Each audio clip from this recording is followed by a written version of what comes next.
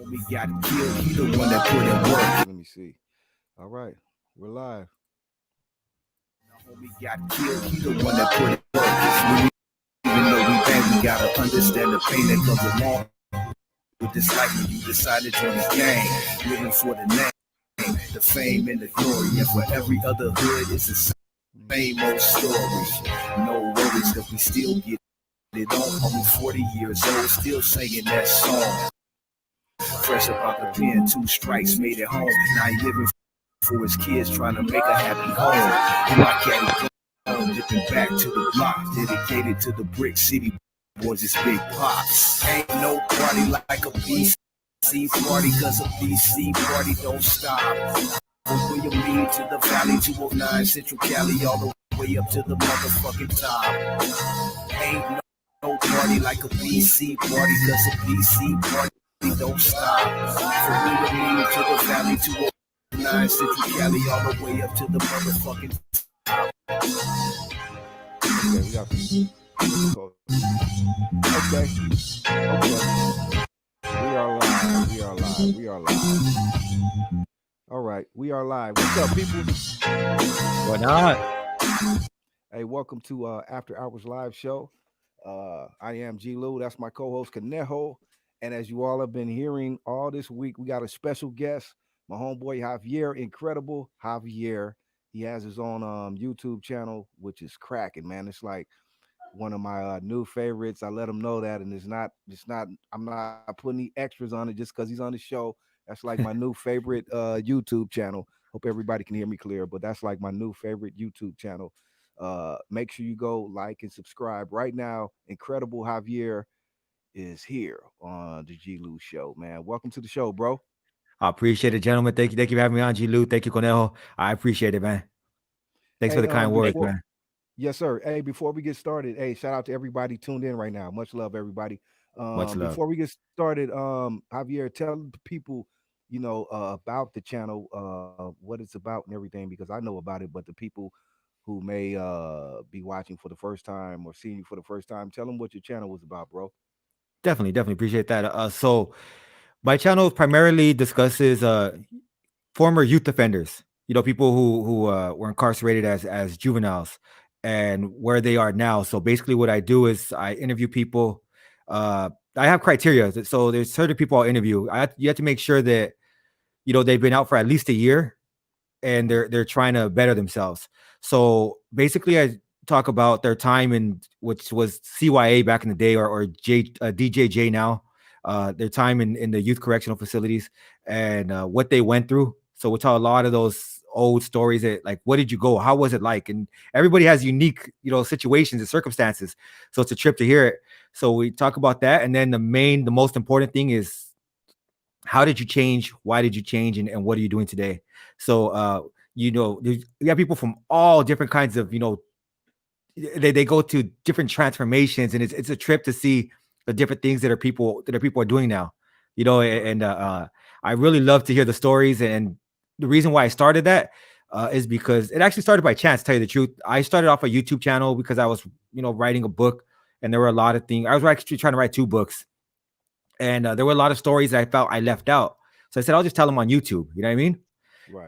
And then I was just like, there's one of the other stories I wrote was about, or I didn't really get a chance to start writing it, but I interviewed people for the book, and it was about the last generation in YA. So I said there was a few good stories there, right? So I said, let me interview a few homies from that, and that just, people would love the interviews. They're like, could you bring other people on?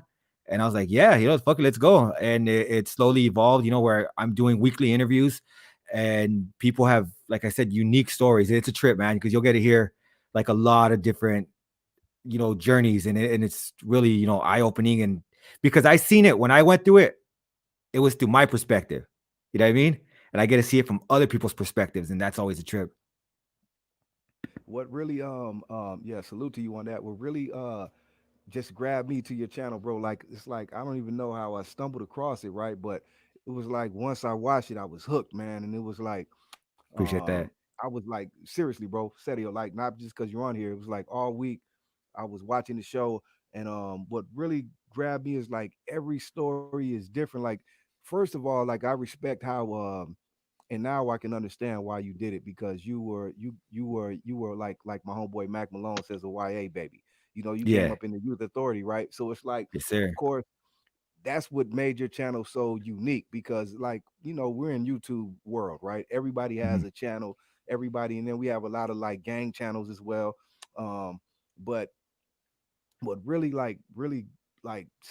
stuck out for me, for you, is like the uniqueness. Like, bro, it's like you found a niche, and that's what I want to ask you about. It's like, because like you said, you may have started in just telling stories, but eventually you got to where, okay, I want to speak about the stories of everybody from YA, because I came up in YA. So all the stories are from dudes that came up in YA, and reputable dudes. Not to glorify anything, but you don't got no weenies or busters on there.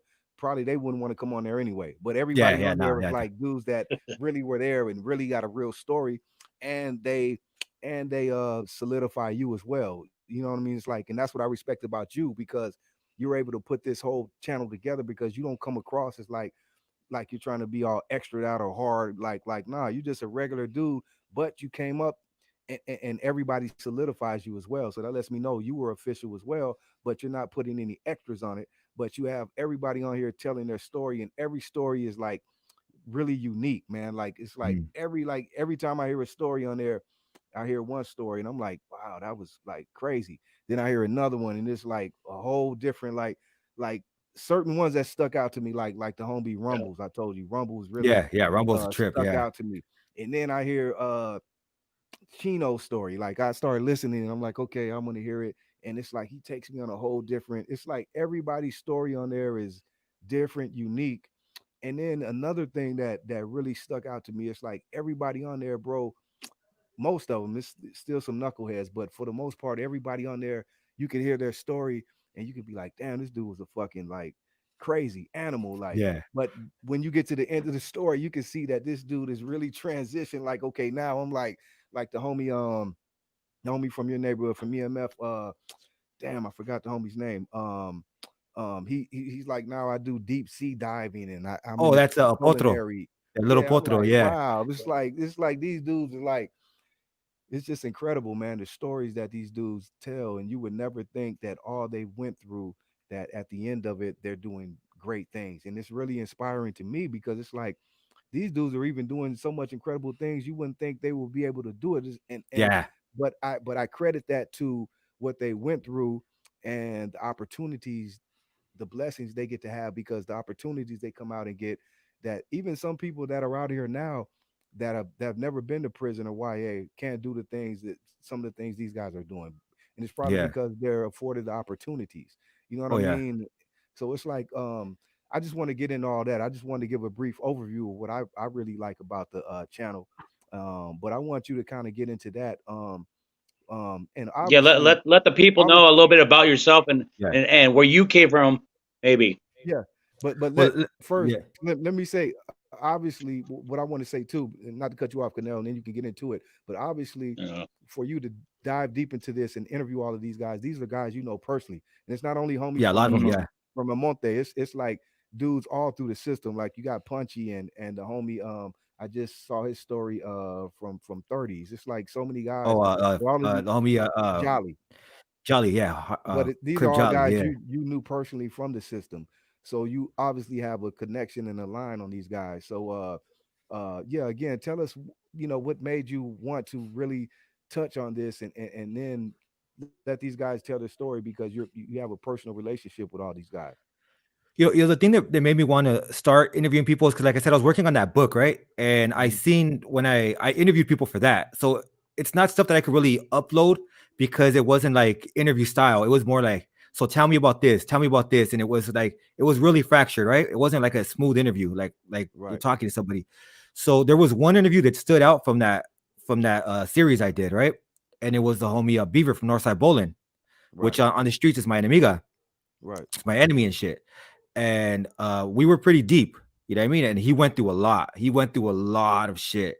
Uh, and I was just like, damn, like if I tell anyone's story, I need to tell his story. You know what I mean? His story needs to be out there because he went through a gang of shit. He stood solid the whole time. You know what I mean? Like he didn't break. And I've love for him. You know, that motherfucker's down as hell. You know what I mean? Like he did what he had to do.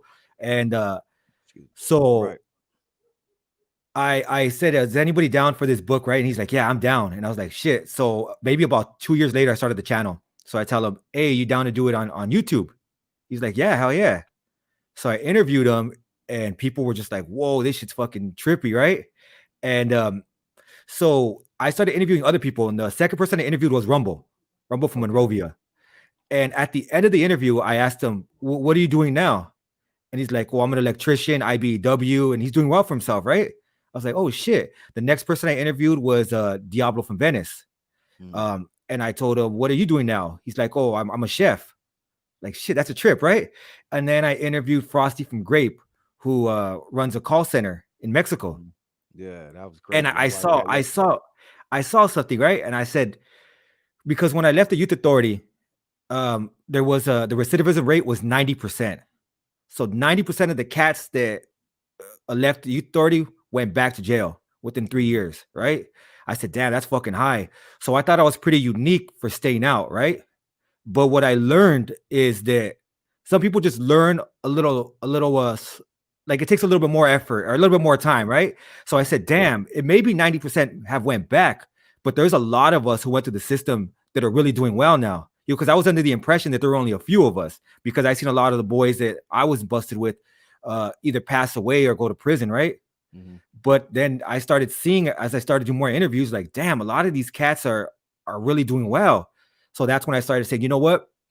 I'm not going to interview just anybody. I don't want just war dogs. I want stories about change, right? So that's when I started saying, if if I'm going to interview anybody, I want them to at least be out for a year. I mean, at Right. least a year to show that they're trying to get out, because it's difficult if you're not used to staying out. It's difficult to walk that road. You know what I mean? Like, you're gonna have a lot of failures. You're gonna have a lot of discouragement.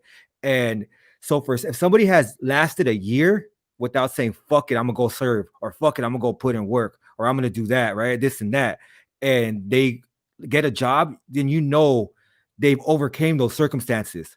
So that's why I said, yeah, and that's why a lot of them, like, if you listen, you just, like you said, they all have different stories and they're all doing crazy shit. It's like, damn, like, I Right. didn't even know. Like, Right. and I think one thing, like you said, going back to your earlier point about YA was a very, very gritty, cutthroat place. You know what I mean? Like, and if you could survive YA, and if you can use a lot of those like mental games that you had in there out here and apply them to the streets, then you could be successful, because you Right. know nothing's gonna break me. And that's what I do all the time. I always remind myself of that. If there's ever a challenge that's too difficult, or that seems like it's impossible, I always tell myself, like, man, fuck this shit. Like, ain't Right. nothing gonna stop me. You know what I mean? Right. Just like if you're in YA and there's a motherfucking dorm full of cats that don't like you, you may have pissed them all off. What are you gonna do? Like, oh no, no, don't hit me. Like, fuck that shit. I don't give a fuck. You know who I am. We Right. gonna handle this shit, right? That's the way I kind of look at life. And I think a lot of homies that been to the youth authority look at it like that. Like, ain't nothing gonna break me. Right. Hey, yeah, real talk, homie. Hey, before we continue, because I want to dig deeper, I got a lot to ask you. But since we're talking about YA, and you got a lot of people, some may not know, a lot of people on here are from California, some are Mhm. not though, homie, and some may not even know about YA. When you speak on YA, let them know specifically what CYA is, and what it consists of, because a lot of people don't know. It's not the halls, it's not East Lake, it's not Los Padrinos. Mhm. Break down really what YA is, man, Yeah, because definitely, definitely. that way the people can understand more what goes on. What up, Mac Malone? He's a YA baby, but let them know what YA is specifically, so they can really know what goes on in YA and what it really is. Yes, sir. So the California Youth Authority (CYA) was basically, juvenile detention for like the worst youth offenders in the state of California. So if you were too young to be tried as an adult and go to prison, but you had years to serve, right? They can't hold you or they couldn't hold you in a county facility. You couldn't be in camp, or you couldn't be anything like that, because you have people who are in there for murder, people who are in there for rape, carjacking, people who are in there for like really violent crimes.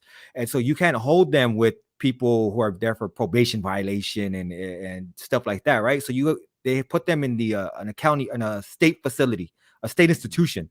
Uh, and it was called the California Youth Authority, and it consisted of a number of different institutions. So you had Nellis and Whittier. You had Paso Robles. You had Ventura, uh, YTS and Chino. You had a lot of about 5 institutions. OH close, Chad, and a few in Stockton, right? So you had throughout the state, you had the worst youth offenders in there, and you had to go to board. So it's not like the county where you talk to your probation officer and he lets you out. Like you go to a parole board and they decide if you're going home or you're not, right? And any infraction you make, like if it's especially if it's a violent infraction, they could give you time ads. So you could go in there with the parole consideration date, which they call the PCD. Like you can go in there with, let's say, 18 months, which was the minimum. And why is it what that? Hold on. Not to cut you off, Javier. I'm like you. I want to touch on certain things as we Yeah. move on, so the people can understand. Why was it that mainly they always said? Because if you look at a lot of people when they get sentenced, the first 18 months, is that Mhm. just the? Why did they always? That's mainly the what they shoot for first, but Well, it nobody has really to, makes 18 months. yeah, it has to do with the level of severity of your crime, right? So if Okay. you're busted for murder, you have to mandate 7 years, Okay. mandatory 7 years. If you're busted for like attempted murder, carjacking, um, or anything like that, that's going to be 4 years, sometimes 3 years, 3 to 4 years. And if you're anything else, robberies, anything like that, right?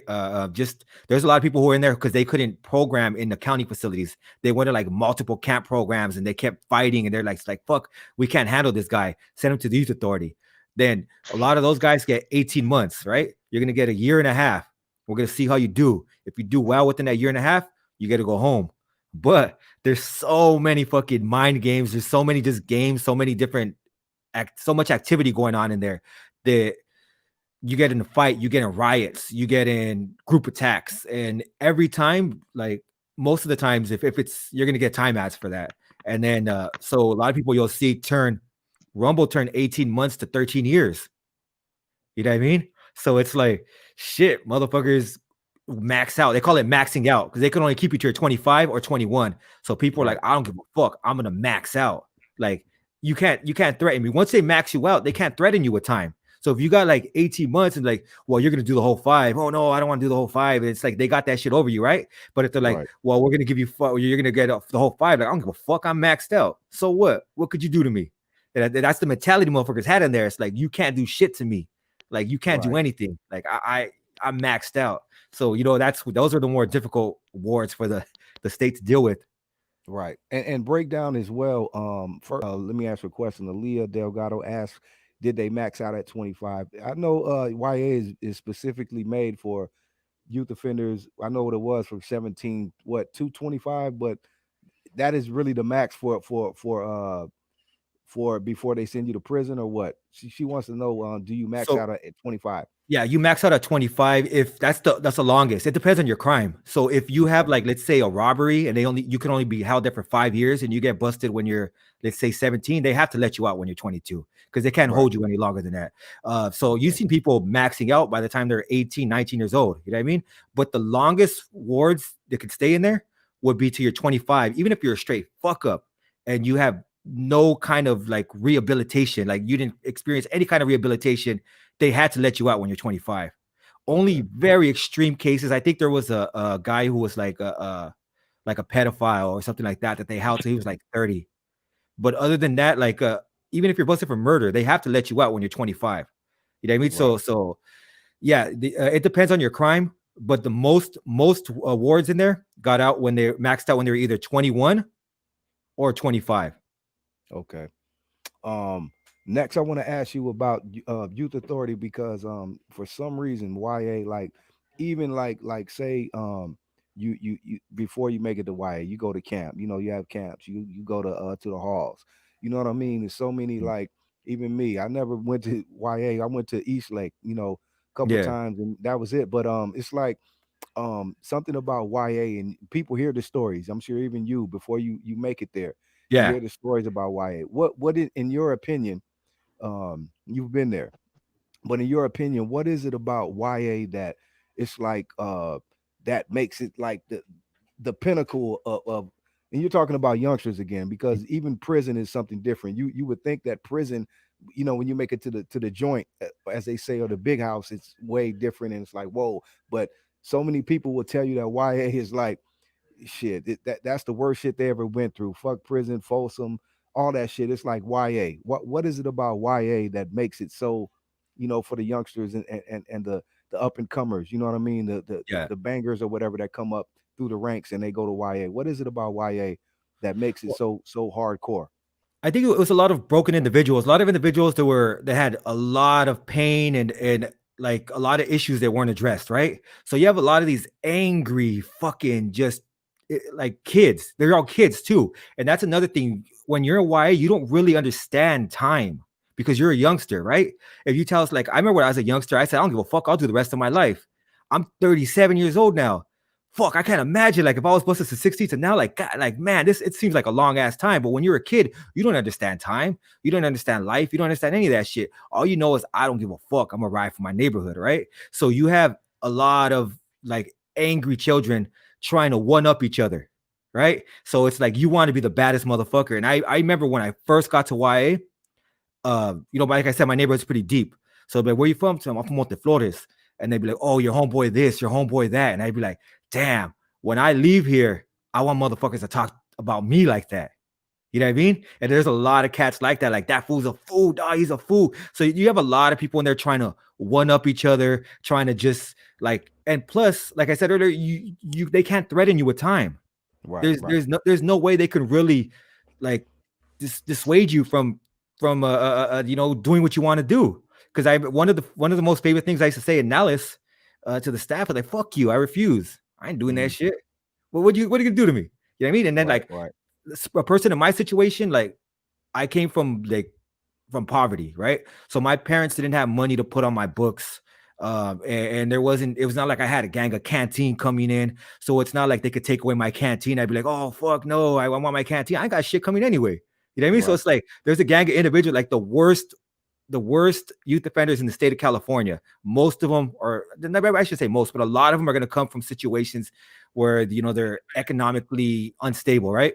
So you can't even threaten them with taking away like any kind of like canteen or anything. There's nothing you could really do. So how are you going to control them, right? So a lot of the times what they would end up doing is just tolerate our behavior.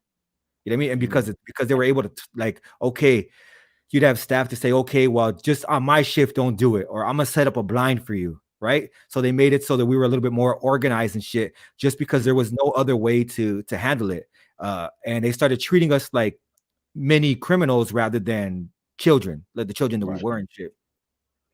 Wow. I got a quick question for you, go homeboy. ahead, We're talking about that subject. What gave you the strength to get through those hard times? I mean, because you can't show weakness. You know what I mean? You're in there. You got to represent. You have to live the fullest as you're in there. You know what I mean? But what gave you the strength, or what got you through those hard times? You know what? I was a pretty dumb kid. You know what I mean? So I thought that like I was working towards my goals of these were the steps you take. You enter you're in the streets, then you go to YA. I bet you I was gonna get out and go to the joint, and then take it from there. Hopefully I can make some money in the prison and do all that shit. That was in my mindset. You know what I mean? So for me, it was just like I have EMF blasted on my stomach, right? So it's just like I said, I'm representing this. This is what I'm representing. I ain't going out like that. So even if there were times where I was like, oh shit, I'm probably gonna get my ass whooped. Like I ain't going out like that, right? Because what I'm representing isn't me. It's not Javier Raygoza that's gonna look bad. It's EMF that's gonna look bad, and that ain't gonna happen. You know what I mean? I'm not gonna do that. So that's just the way I looked at it. I'm pretty sure there were other people who had different motivations, but I'm pretty sure most of them were because of the neighborhood. You don't want your neighborhood to look bad. You want when people speak about your neighborhood, you want them to speak highly about it. You don't want to say, your gang's full of all kinds. Because if you weren't feedme, that's what they called it right there, feedme, then you were leva. You don't want people to say, that fool's neighborhood's full of all kinds of levas. Like hell no, right? And so you gotta push your weight. You gotta do what you have to do to make your neighborhood look strong. And that was my main motivation, is I wanted my neighborhood to look strong. I want to ask you this. First, first before I do that, let me ask you this, because he just spoke on that, and being that you're from a neighborhood like EMF, I'm familiar with EMF. deep neighborhood. You know what I mean? Real Yeah. deep. You know what I mean? Did you feel as well that you had like, was it an extra pressure on you to when you got to YA or wherever you were at, to do more, like maybe do more that you felt, you know what I mean, was in you just because of your neighborhood, because your neighborhood is so deep, you got to represent, so you don't even want to look bad, like you said, in front of your other homeboys, but it's like pressure, you know what I mean, Yeah. when you're deep, or was that a factor in doing your time? Oh yeah, yeah, definitely, definitely. You know, like you don't want to be, at least me when I first got there. I ended up changing a little bit through my time in there, right? But when I first entered the youth authority, I didn't want to be that homie that just kind of, coasted through. Because I had a few homies that not to speak ill of them, they're down as fuck. They handle their business, but they're a lot smarter with that shit. They're like, fuck jail. I want to be out on the streets. So I'm gonna do what I have to do in here and I'm gonna get out. And you would see them keep going back and forth on violations. You know what I mean? You would see them like 22, 23 years old going back on a violation and shit. They'll do about a year and a half and get out. And for me, I was just like, hell no, like I want fools to speak highly of me, because there was a lot of homies that I had heard about when I got in the system. Like, oh, this fool was a fucking. There was even when I got to Nellis, they would talk about different homies. The staff would tell me about different homies. Like, oh yeah, your homeboy back in the day, and that shit would pump me up. Like I had to do that. I have Right. to be able to be spoken about when I'm gone. Like I want to leave my mark and shit.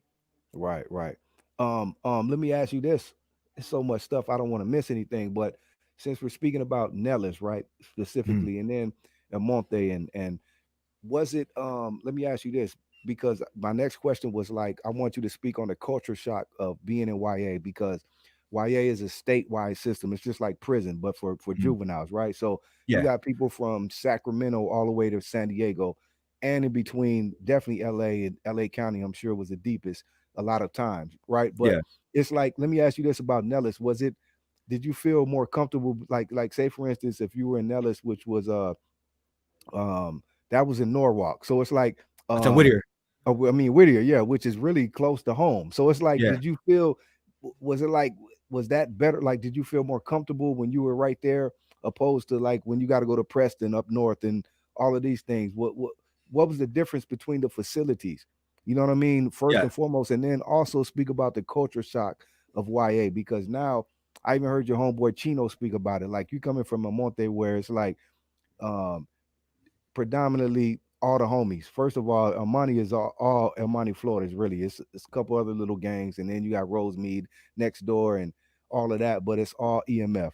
You know what I Yeah. mean? So not only EMF, but it's not many blacks as well. So I heard even Chino speak about this. You get there and you get a culture shock. Not only El Monte, but homies from everywhere, where it's people from everywhere, not only blacks, but northerners, where you got the norteños and all of this. It's just a culture shock.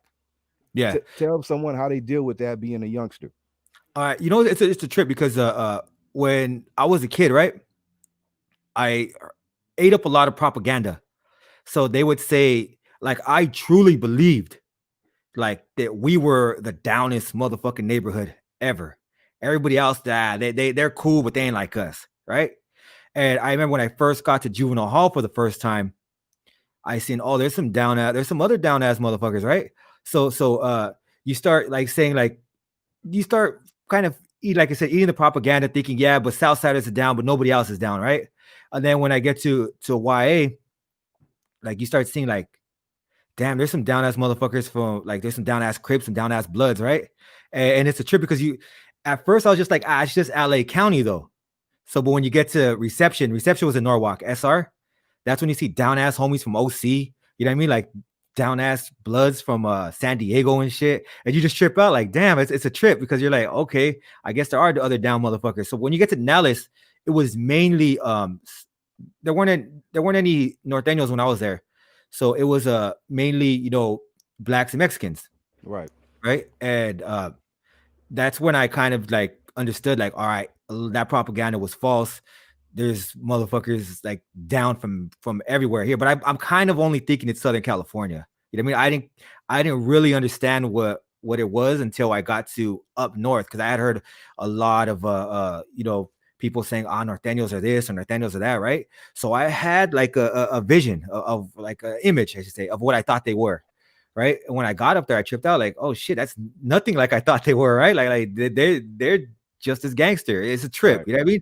So it's like you kind of that's when I fully understood that you know, there's riders from every like Right. I just right there. There's riders from every organization. There's riders from every neighborhood, and you're gonna have punks from everywhere too. You know what I mean? Right. So Right. it's the individual. So Right. that's to so I just wanted to touch on that real quick. But when it comes to the culture, it was reception was a little different because the only real difference from the halls is you had a little bit more freedom. Um, you know, you had a toilet in your room, which was pretty cool, and you fucking had people from all over the place. So my first ever roommate was Peckerwood, Hmm. you know, and I never really got that close to like Peckerwoods or knew anything. The first thing I tell him is like, he's Pecker from San Diego. You got a problem with Mexicans? He's like, nah. All right, whatever, man. And he ended up being pretty cool. And I Right. always thought like, like these Nazi motherfuckers and shit like that, right? But I was like, oh, he's actually pretty cool and shit. And then there was a Crip from Venice Showline, homie, Baby Blue Devil.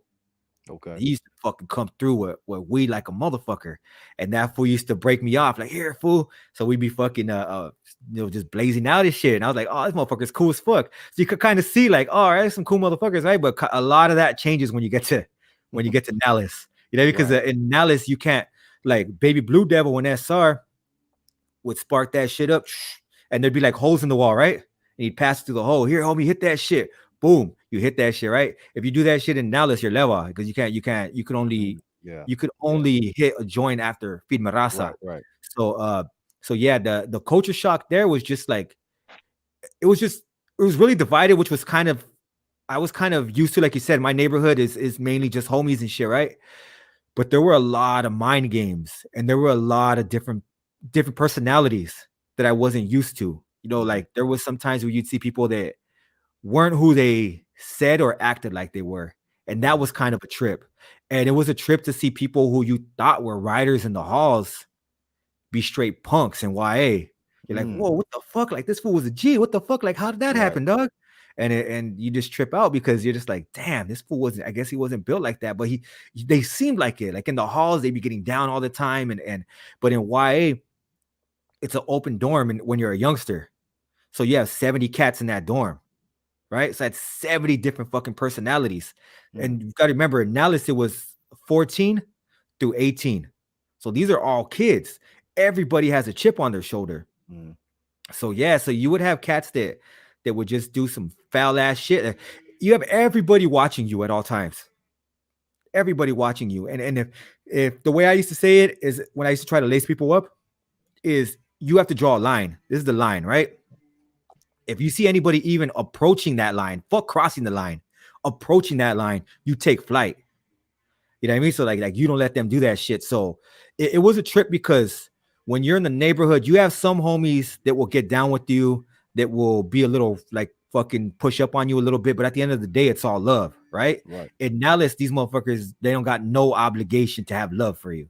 You know what I Mm. mean? So it's like fuck it. Like if you break, you break. That's on you. So you're even you can have homies in other cottages or whatever, but at the end of the day, you're on your own. I seen people that had homies there, and their own homies broke them down Right. just because Right. they didn't like what they seen. You know what I mean? So it's just like Yeah. at the end of the day, You it's have a all on standard. you. You have a Yeah. standard. Hey, I want to ask you too, and then I'm gonna go to Canel. I know you have some questions, but I want to ask you too. How long? I mean, how was that? How long did it take you to realize or understand that breakdown or dynamics as to where it is really politics up here? Like even say not only just Mexicans and blacks, say like a Norteño again, to where it's like, okay, you meet a northerner, but he's the same as you. But I don't know, you maybe already heard the stories or we don't get along with Norteño or whatever. When does all of that come into play where that comes into your head and you have to know, okay, this is how we get down, this is how we don't get down, and we just don't get along with him. But even North like people try to understand that. Like, where did those dynamics break down to where Norteños and Sureños like the same people, but we don't like those motherfuckers. You know what I mean? And then, Yeah. like you said, you come to the blacks or whatever the case may be, where it's just straight politics. Where just 2 weeks ago, you were cool with with the homie right here, but right here we can't do that anymore. Yeah, yeah. Well, I didn't encounter Norteños until about my second year in YA. Okay. So in the beginning, it was just a trip, right? Because it was Nellis was real fucking racist, like real racist, right? So you would trip out because you would see cats that you knew, like, and it went both ways.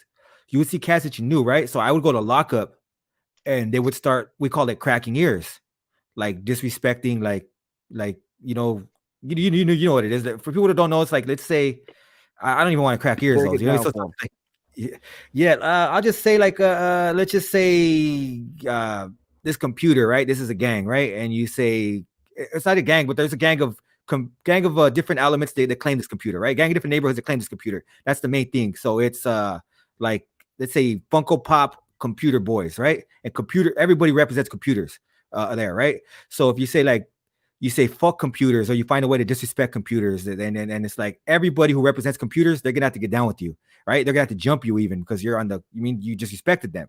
So the reason I say this, because I don't want to diss, but we'll say what there is. There's Crips, there's Bloods, there's Southsiders, there's Norteños, and if you diss any of them, then all of them are gonna come at you, right? So it's crazy because I would end up in lockup, and I would see cats that I thought I were cool with start cracking ears, disrespecting Southsiders and shit. Mhm. And I'd be like, damn, what the fuck? Like this fool's tripping. Like what? Like, why you fucking cracking ears? Like, I thought we were cool on the line. Yeah, now you come. And a lot of times, even most of the people that do that were punks on the line. They were straight cases. Right. And so you just trip out, like, because they end up in lockup, and now they're hardcore and they're cracking ears and shit. And unfortunately, what ended up happening is some homies were just like, got tired of that shit, and they started cracking ears. And that shit started getting racial, like real racial and shit. So now you have, when a green lighter, if somebody disrespects Southsiders, Mexicans, we put them on the green light. So whenever they hit the line, it's on. Everybody has to take them. You're jumping them. You're either jumping them or you're kicking it off. You're kicking off a riot to get them out of there. And so yeah, homie started cracking ears and being on the black light, and it was just a trip. Like, damn, like, because like you would see it on both sides, where you would see these motherfuckers programming with each other at one time, chilling, being real cool. Because there's certain things you can't do with other races, but you could still be cool. You could still have a decent conversation. You could even Right. gamble with them. You could do other things. Like in Nellis, it wasn't too bad where like, oh, you work out over here, you work out over here. It's just certain things like you couldn't eat with them, you couldn't drink with them, but you could still play basketball together. You could play handball together. So you would see cats who were playing handball and all that shit one day, basketball one day, next day they're cracking each other's ears in lockup, and you'd be like, damn, what the fuck? So it was just weird, right? And when I first and it was a trip, is like I said, one of the first fools I interviewed was Beaver from Northside Bowling. We had, I got down with him in there, and I got a lot of people to like get down with him too, because we try to break our enemies. Like, that's unfortunately that's what we try to do. Right. And as soon as I got on the bus to go to Preston, shackled up and shit, I'm right there with Stomper from Northside Bowling. It's like, that's one of the first guys that I met, and I can't get down with him because we're on our way to Preston with Norteños. And that was a real trip, because I was like, damn, like, it's fucking crazy. Like, if I were to see him in Nellis, we would have got down with each other. But now that we're on the bus going to Preston, we ain't gonna get down with each other, right? And then when I get to Preston, I went up there for fire camp. When I got to Preston, you seen a lot of like cats that look like OGs. They were Norteños, and they were in Chad and Preston Mainline, OH Close and shit. So different institutions in YA. They were up there, and Hey, then but hold on, Javier. I want to break down this part too for the people who may not know. When you say all of these different institutions, it's still under one umbrella, under YA, but it's all different institutions. Yeah. I think there were about like 12 different institutions, Right. and like maybe 6 or 7 fire camps. Okay. So yeah, so there were just want to break that down. Yeah, so there were a lot of different institutions. So you would see homies from everywhere, and you would see Norteños from everywhere. And I kind of seen like, damn, like, it's a trip. You know what I mean? It's a trip because you just look at them and you're like, man, like, this is nothing like I visualized. Like, I didn't imagine them like this. Like, I imagined them to be all lame, falling all over themselves, just like the way the propaganda is. When you see them, they handle themselves like G's, because they are. You know what I mean? Right. And it's like they treat you with respect. You have to treat them with respect. And if it cracks off, it cracks off. Whatever. But there was a respect factor and shit. But that's not always the case though, because there's always knuckleheads that are just like, man, fuck that. Like I'm the hardest, and I'm gonna crack it off.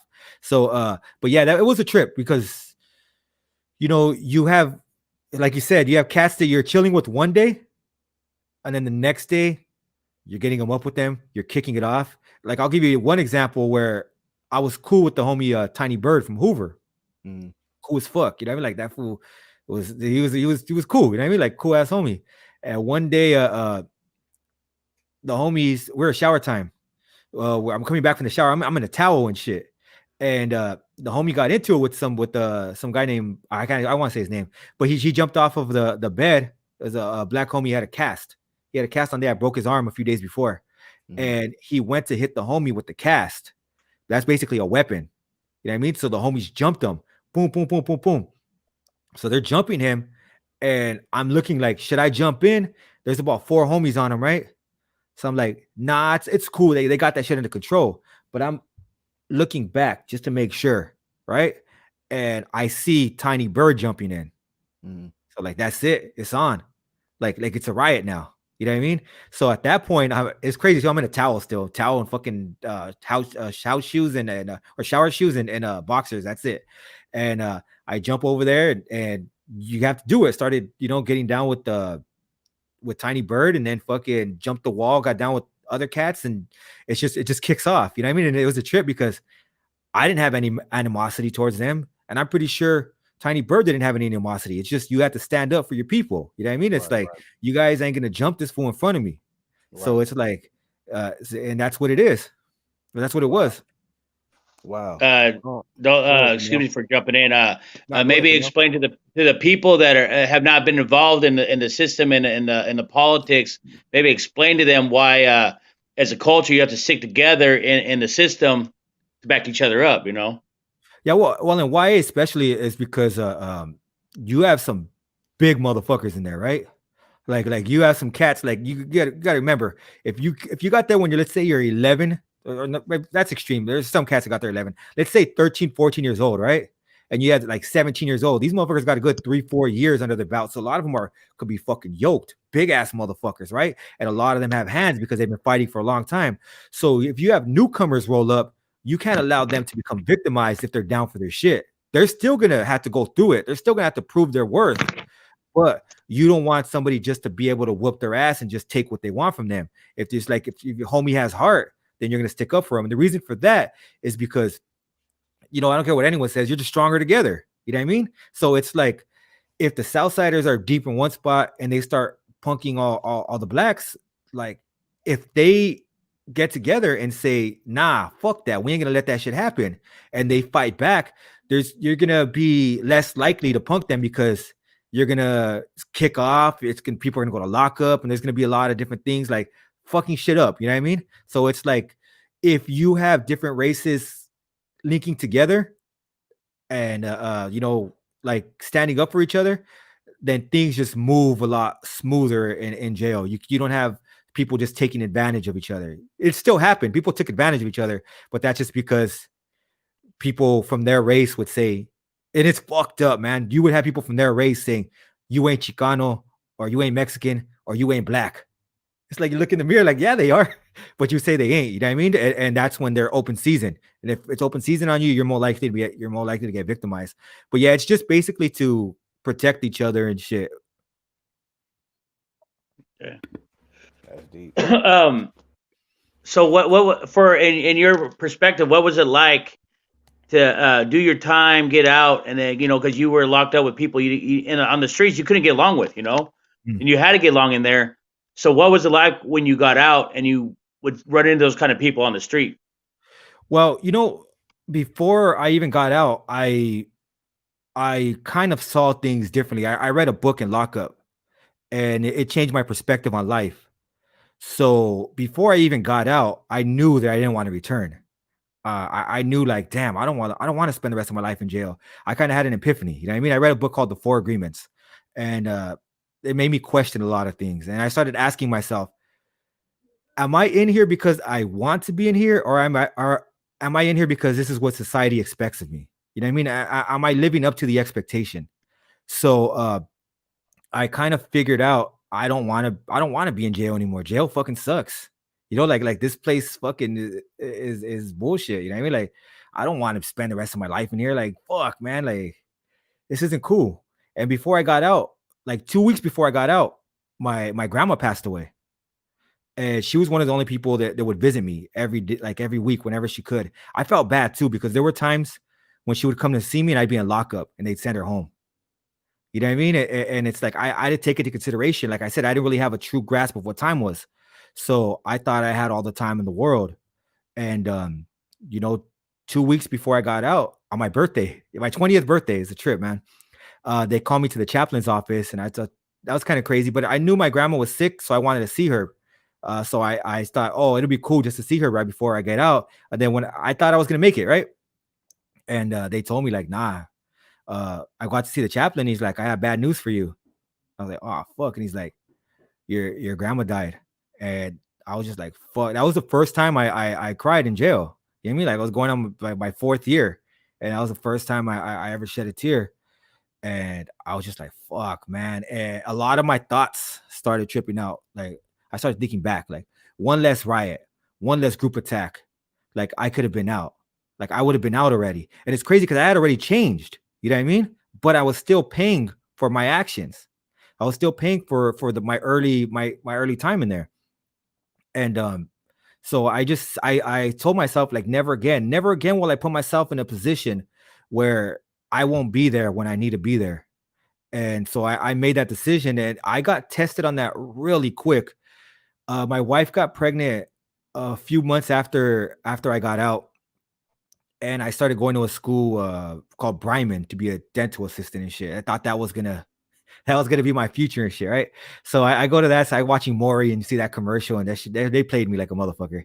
But I, I I go over there, and I remember I was there for a few months, and I see this cat all tatted down, and I start chopping it up with him real fast. I'm trying to look at his tats to see what it says, but I can't really see any really distinguishing marks. It's like girls and shit like that, right? So I'm trying to, but I do see an SGV. So I'm like, oh, he's from the Valle. So let me see what's up with them. So I'm talking to him, and I was like, oh, what's up, homie? At the end of it, I'm like, yeah, they call me Cricket from Monteflores. And he's like, orale, Joker from Bassett. And I was just like, dog, what are we gonna do? You know what I mean?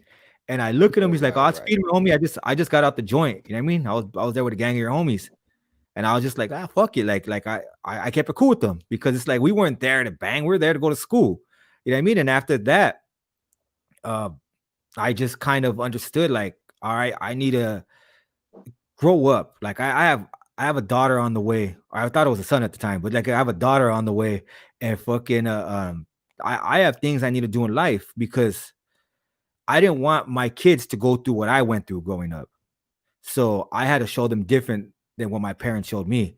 So it wasn't at first, like the first couple of weeks were probably the most difficult, because I found myself back on the streets. But once my girl got pregnant, and I really understood what I needed to do, then that kind of helped me grow up a little bit. There are still challenges. Most definitely agree with that. Go ahead, Conejo. I was gonna say, I know that Nellis got shut down and all that back in 04. So how'd you feel about that when that got shut down? I mean, did you have memories of that? I seen you were watching the video of that, the guy doing the tour of it. Yeah, it's weird, because at the time I kind of was hostile towards the youth authority, because I was like, man, they really fucked up people's lives. Like I was hostile because a lot of my homies that got out got killed, right? And I was like, and a lot of homies that got out end up doing life. So I was just like, damn, man, nobody's learning. Like, that's why I said it as way at the beginning of the video. I thought that I was unique, because a lot of my boys that I knew weren't around anymore, and I was angry. So I was like, man, fuck the youth authority. I hope they shut that shit down. So when they shut down Nellis, I was happy. I was like, man, fuck Nellis. You know what I mean? Like, that shit fucking ruined a gang of people's lives, made them worse. I kind of regret not going over there and seeing it though, because I did, like, I had good memories there. Like, as weird as it may sound, I met some cool ass fucking people there that I still speak to this day. And that helped build my character. You know what I mean? Mhm. And Yeah. it wasn't. It's sad because it wasn't the rehabilitation efforts or it wasn't the education. It was the experiences that Yeah. helped build my character. And so I wish I would have seen it one last time. You know what I mean? But it is what it is. Like at first, I was happy with it. I'm happy that they're shutting down DJJ, which is what YA turned into for good. I just hope that the counties that have to take on these youth offenders find a way to really rehabilitate them. Right. Hey, hey, Javier, I want to ask you another quick question, piggybacking off of that, because when you go to the youth authority again, like I said earlier, it's like not only not only LA County but statewide, where Yeah. you got people from everywhere, right? Do you think that that was a good thing? Because I hear people that you interview say the same thing. You get to learn other people, other cultures, and other people from not only Sureños and Norteños or blacks, but everybody. You get to learn that it's bigger than your neighborhood because again, you come from EMF. Mhm. I'm familiar with EMF. I grew up in San Gabriel Valley, homie Rosemead. I was in Omani and all of that. And like Rosemead and El Monte, when you talk about Rosemead, El Monte, the whole city is El Monte, Flores. Rosemead is Lomas and Yeah. San Gabriel and all that. But which are big gangs, homie. So it's like that's all you know. You know what I Mhm. mean? Beside the little gangs outside that you beef with. So it's like you get to learn other people and other, you know what I mean? You get to Yeah. learn more about other cultures and everything. So do you think that was a good thing? Like besides the bad shit, you get to learn other shit. So now Yeah. it's like even though when you're in the mix, it's all on site or whatever, but even now you're friends with people that you were locked up with 10 years ago or whatever that you get to learn about their culture and everything. And you learn it's bigger than a month there because when you're from EMF, that's all you know. You know what I mean? Yeah. Because your gang is so big and it's all about a month there, but it's like so much bigger shit. And I've seen that when you interview people, they learn that too. It's more than my neighborhood. You know what I mean? Mhm. And you get to learn other shit going on in California. So you Yeah. think that was a good thing? Yeah, definitely because when I was like I said when I was in the streets, that's all I knew, Monte, right? Monte Right. Flores, that's it. And yeah, the SGV at least most of the SGV actually, except with the exceptions maybe being Pomona and Pasadena, Right. uh, most neighborhoods will try to claim the whole city. You know what Right. I They mean? do. Yeah, San yeah. Gabriel, So Sangra, it'll Rosemead, be Lomas, El Monte, Monteflores, yeah, La EMF, Puente. Puente 13, Base Grande in Yeah. Industry, Yeah. Azusa 13, Monrovia. Right. So they try to claim the whole city. Right. You have a few smaller ones trying to come in and shit. Uh, but when I first started getting busted, I would see like I thought that was unique to the SGV because when I got to like to LP and shit, I started seeing that there were other neighborhoods that were small that claim a few blocks in East Mhm. LA or South Central and shit like that, Mhm. right? And then And I it's didn't, more gangs. Like you said, South yeah, Central. It's like 100 gangs in South Central, where a yeah, month is just El Monte, Florida is in the smaller gangs. yeah. And then when I got to YA, I kind of seen like, oh shit, there's some really deep ass gangs out there that I didn't even know of. I never even heard of when I was in Monte, right? Like before I went to Right. YA. Yeah, Harlem 30s. Oh, motherfuckers are Right. deep, right? Yeah, Right. BPS were deep as fuck. Yeah, Colonia Chiques, real fucking deep. West Side Verdugo, they were real deep, right? And, Yeah. and you just Skyline Piru in San Diego, they were San real Diego. deep. And you Even just trip. Verdugo, I didn't know about, that's San Bernardino. They're deep. I didn't, but Yeah, if they're you're real not, deep. you won't know though if you're not from San Bernardino, you know? So yeah. So you just trip out. And one of the first things I realized is how similar we were in the way we thought and everything. I realized we have a lot more in common with each other than we do have opposites. The only thing we really had that was different was a lot of the time where depending if it's has to do with race, is skin tone. If it's just gangs, it's just slang and style, right? So it's like certain homies might sag, certain homies might have their hats pats all the way up here, certain people might dress a certain way, certain people might say things, wear their rags at a certain place or whatever. But at the end of the day, there's way more similarities than there are differences. And most of the differences are, geographical. It's shit that you have nothing to do with. It's like you were just happened to be that your mom and your dad could afford that motherfucking apartment or house that you live in. Like, and that's it. Like that's the only thing that really. So it started tripping me out because I was like, damn, like once you break through the style and languages, you kind of see like, oh shit, like we are the same. And then you kind of as I got older, I understood the main factor behind all of that was pain. All of us were in pain.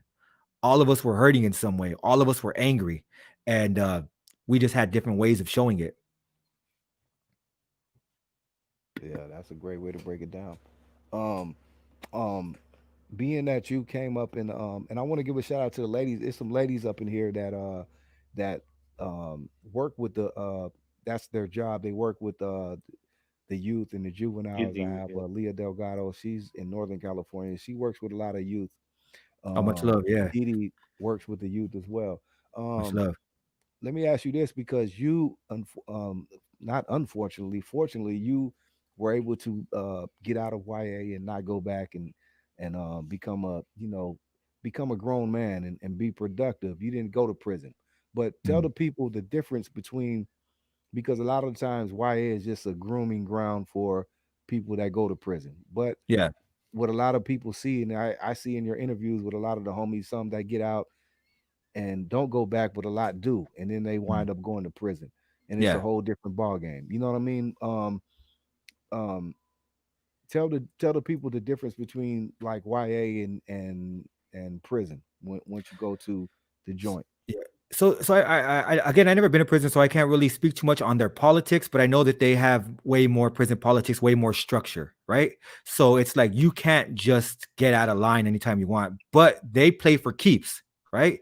Like you have motherfuckers that get killed in prison like all the time. Somebody getting killed in YA is a rarity because you're not as sophisticated with weaponry and all of that shit, right? But you will see fools getting sliced and shit like that. So I know in prison you just have a lot more structure that you have to guidelines you have to follow. And YA, even though we do click together as groups, a lot of times it's survival of the fittest, every man for himself. And there's things that people won't tolerate in prison that they will tolerate in YA. Like I said, cracking ears. There's no way, there's no way you're going to level 4 yard cracking ears like that, right? Like homies will tell you like that. You're putting everybody in jeopardy. What the fuck you doing? Again, I never been to prison, but this is from what I heard. You know what I mean? So there's no way you're gonna act a fool like that. You can't get down with somebody because you felt that they were a little disrespectful. You didn't like the way and why you could do anything you want. You say fucking I don't like the way this fool's walking today. Fuck that shit. I'm gonna get down with him. And in prison there's a lot more structure. And YA it's just nutty ass kids. Like they don't give a fuck. They're gonna do whatever they want to do.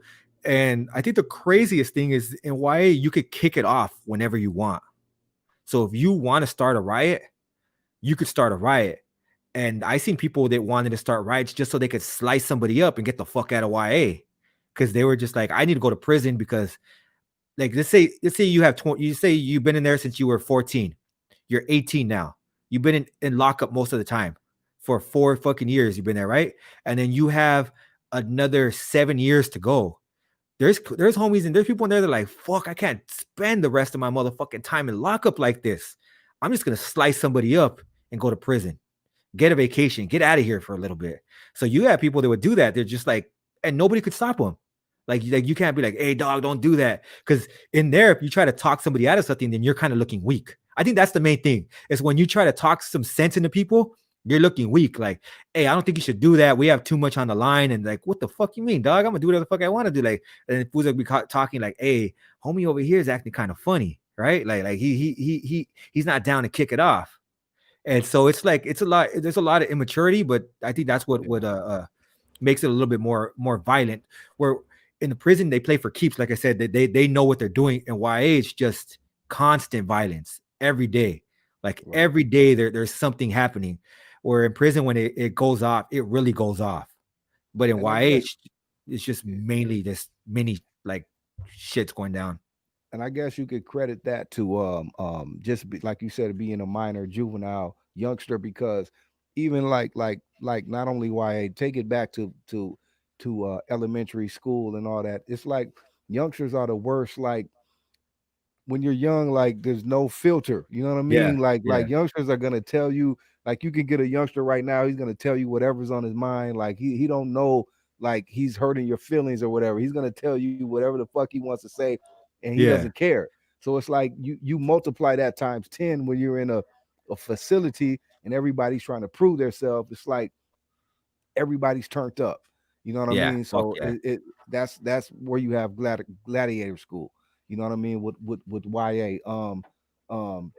with that but it's like what I've heard a lot too from a lot of your interviews, and I see a lot of people um they and it's hard because like you say, you could have been just with somebody and kicking it in the halls or whatever, and we were cool, but now it's like a different story. But Mm. the end story I always hear is like, even the guards will tell you, it's like, bro, 5 years from now, you're not even gonna remember this shit. It's like it's just a game. And this is Yeah. what I hear a lot. It's like mind games, like you say. It's a game. You know what I mean? That you have to deal with while you're there. But once you get out and later on in life, you realize it's not that. Mm. And this is what I always say, because these politics, even the prison politics, youth authority politics, spill onto the streets, and that's really what creates the division and the bullshit that goes on, of what at least we heard about what goes on in Mm. California, because California is like no other state, homie. Like you could hear people, and even mainly Southern California. I'm not even going to say Southern California, Southern California, when it comes to politics, homie. You know what I mean? It's politics. That's just what it is, and it mainly comes from the prison. You know what I mean, and the prison yards. But when you get back out on the streets in real life, you realize a lot of that is not what it is. You know what Mm. I mean? So, Yeah. can you speak on that part of what you have to deal with when you're in prison, opposed to when you come back on the streets and become a civilian and have to get back to normal life, and you Yeah. realize a lot of that shit is not what it is. Well, I can speak on it from the of again the youth authority perspective, because again I never been to prison, but like when I got out, I still felt a certain kind of way, right? Because it's like you end up being cool with certain people, but then you had a lot of greenlighters cracking ears, making jokes and shit. So you kind of still have a sort of hostility, right? Because especially in YTS, or that's where I paroled from, YTS. Yeah, YTS was a TS. We lot, got to get to yeah, that. a lot Yeah, more racial, like a right, lot right. more. Yeah, And we even didn't though get to like TS yet. yeah, Go even ahead, though I bro. wasn't, I wasn't trying to crack it off or do anything like that. Like I actually had a pretty easy time at YTS, but I kind of stuck to my people, Southsiders and shit, and we did our own thing, right? So there was kind of a hostility because you knew that there could be a green lighter that rolls through, and you would have to jump them or whatever. I got lucky because I didn't like nothing like that happened. I was only there for 9 months, but but it still brings a kind of hostility to the way you feel, right? So a kind of animosity. I really didn't understand that I held that until I got to I started working at Bank of America. And when I started working at Bank of America, there was just like some corny ass like Mexican cats, like Chicano cats and shit, right? I'm like, I ain't trying to chill with these fools. So I wanted to talk to somebody, and there were, there were black homies there, like not homies, but like they weren't like gang members and shit, but it's like regular civilian people, cool as fuck. So I started chopping Square, it up with square. them. Yes, started chopping it up with them, and I found I had a lot in common with them, way more in common with them than I did people that look like me. That Right. kind of I saw as kind of like at the time kind of something like, these fools are sellouts. You know what I mean? These fools are weak, whitewashed ass fools. You know what I mean? So it's like I started chilling. Like most of the people I would chill with would either be Asian, black, or Mexican right there. Like that would be our group and shit. And we didn't trip. Like we'd be eating at lunch and be like, "Hey, fool, you want half?" It wouldn't be like, "Oh, that's level." It'd be like, "It's the homie. It was cool as fuck." You know what I mean? So it's I think once you get out, the more you're exposed to different people, the more you're exposed to different kinds of people, different like mindsets, then you kind of understand like shit, we're way more the same than I thought we were, right? Like there's really no difference. Like skin pigmentation really isn't anything. Like that's just Right. like there's really no difference, right? So, but yeah, in TS though, that shit was fucking rowdy. That shit kind of had you like you even heard like my last interview, well, not my last one, but the second to last one I had was with homie Yeye Yeah. from From Watts. PJ Watts. Yeah. And Yeah. he said he was cracking ears because people were cracking his ears. He couldn't take it. He's like, fuck that shit. I'm gonna crack ears too. So he was getting real racist in there, right? I wanted to interview him. I'm probably gonna interview him again because I want to find out how he broke that shit, right? Like how you get rid of that animosity, because that does, when you hear that shit constantly, when you hear that, people will do anything. Like my boy Diablo said that one time he shot at somebody, right? It was a Crip, and he says, when I see you, they were in lockup. He goes, when I see you, I'm gonna knock that water off your back, pretty boy. And then he was just like, what the fuck? But like you know, calling him a wetback and shit. Right. And so it's like when you have shit like that all the time, it kind of makes you feel a certain way. There's kind of a hostility, right? And you don't see beyond your reality. So you're thinking that's the way everybody thinks. That's the way all them think. Yeah. Right. But when you get out in the streets and you start chilling with people, you kind of see like, man, I'm fucking tripping. Like all I seen was a small percentage of the world. That's all I've ever seen, a small mindset. Like I didn't have the chance to really chill, chop it up with anybody, and fucking really see how people are. So yeah, I think it's because you're forced into segregation in there. Right. You're forced into segregation for protection. Because of that, you don't really have the chance to listen to other people's perspectives. Think outside the box. You got to deal with what you have to deal with in front of you right there. now. Yeah. And you don't get to hear perspectives. You don't get to hear, oh, this was cool as fuck. Like, this homie's fucking, he's straight, right? Yeah. It's like, nah, hell nah. Like, if anything cracks, I'm going after him. And there'd be times I'd be at clubs and shit, and I'm with the homies, and it's like, if anything cracks, I got this fool's back, and he'll be black. You know what I mean? Or he'll be Asian and shit. And it's like, that's the homie. I got his back. Anything cracks, I'm with him. And it has nothing to do with race. It has to do with, that's who I rode with at the time. You know what I mean? Those are the boys and shit. So it's a trip. And then you get to the point where you become older, and it's like, ain't nothing gonna happen because we ain't gonna get there for that. You know what I mean? So it's like, I don't need to have your back. We could have each other's back, but if we're smart, intelligent men, we don't even need to go there. You know what I mean? So it's like, why even put ourselves in those kinds of positions and shit? So, you know, it's just it's a growing process. And that's one thing that I really tripped out on, is that after a while, all of that shit, like you said, is irrelevant. You get out and you realize, hey, I'm a man. At the end of the day, me and Conejo talked about this the other night on the other show we had. It's like, once you become a man, you have to be a man. It's like not about homeboys or anything. Even you know, it's like you come from a big gang and all of that. But you know, once outside of YA or prison, or even when you're outside of the neighborhood when you're with your family, it's about that right there. Yeah, I'm a man first before anything. And you realize you have to stand on your own too and be a man before anything. Even that's what makes you a man in there. You know what I mean? It's like being a man first. You could be, like you just said earlier, you could be from the deepest set, have a gang of your homies, but if you don't stand as a man, it don't matter. Your own homeboys will turn against you because you have to be a man first. Yeah, and I've seen that shit happen many times where you see a cat you thought was all right. He had a gang of homies, and his homies end up jumping him and telling him keep the neighbor out of his mouth. The next thing you know, he's preyed upon. Because you have to. Let me ask you a quick question, homeboy. Yes, sir. What do you feel needs to be changed in the hoods to change the big perspective for youth and all of this right now? Well, I think a lot of it, there has been significant change with just the fact that it's not as glamorized anymore, right? But for those who are still out there, because they're still a handful, I think we have to deal with the emotional trauma there, and we have to be able to get them to open up about that. And that's a difficult thing, because most people, like I said, are angry and they're hurt and they don't know how to express it, right? And like one of my interviews I had was with the homie, and he wasn't even sure if he was going to put it out there, but he was, sexually abused when he was a child. Joker.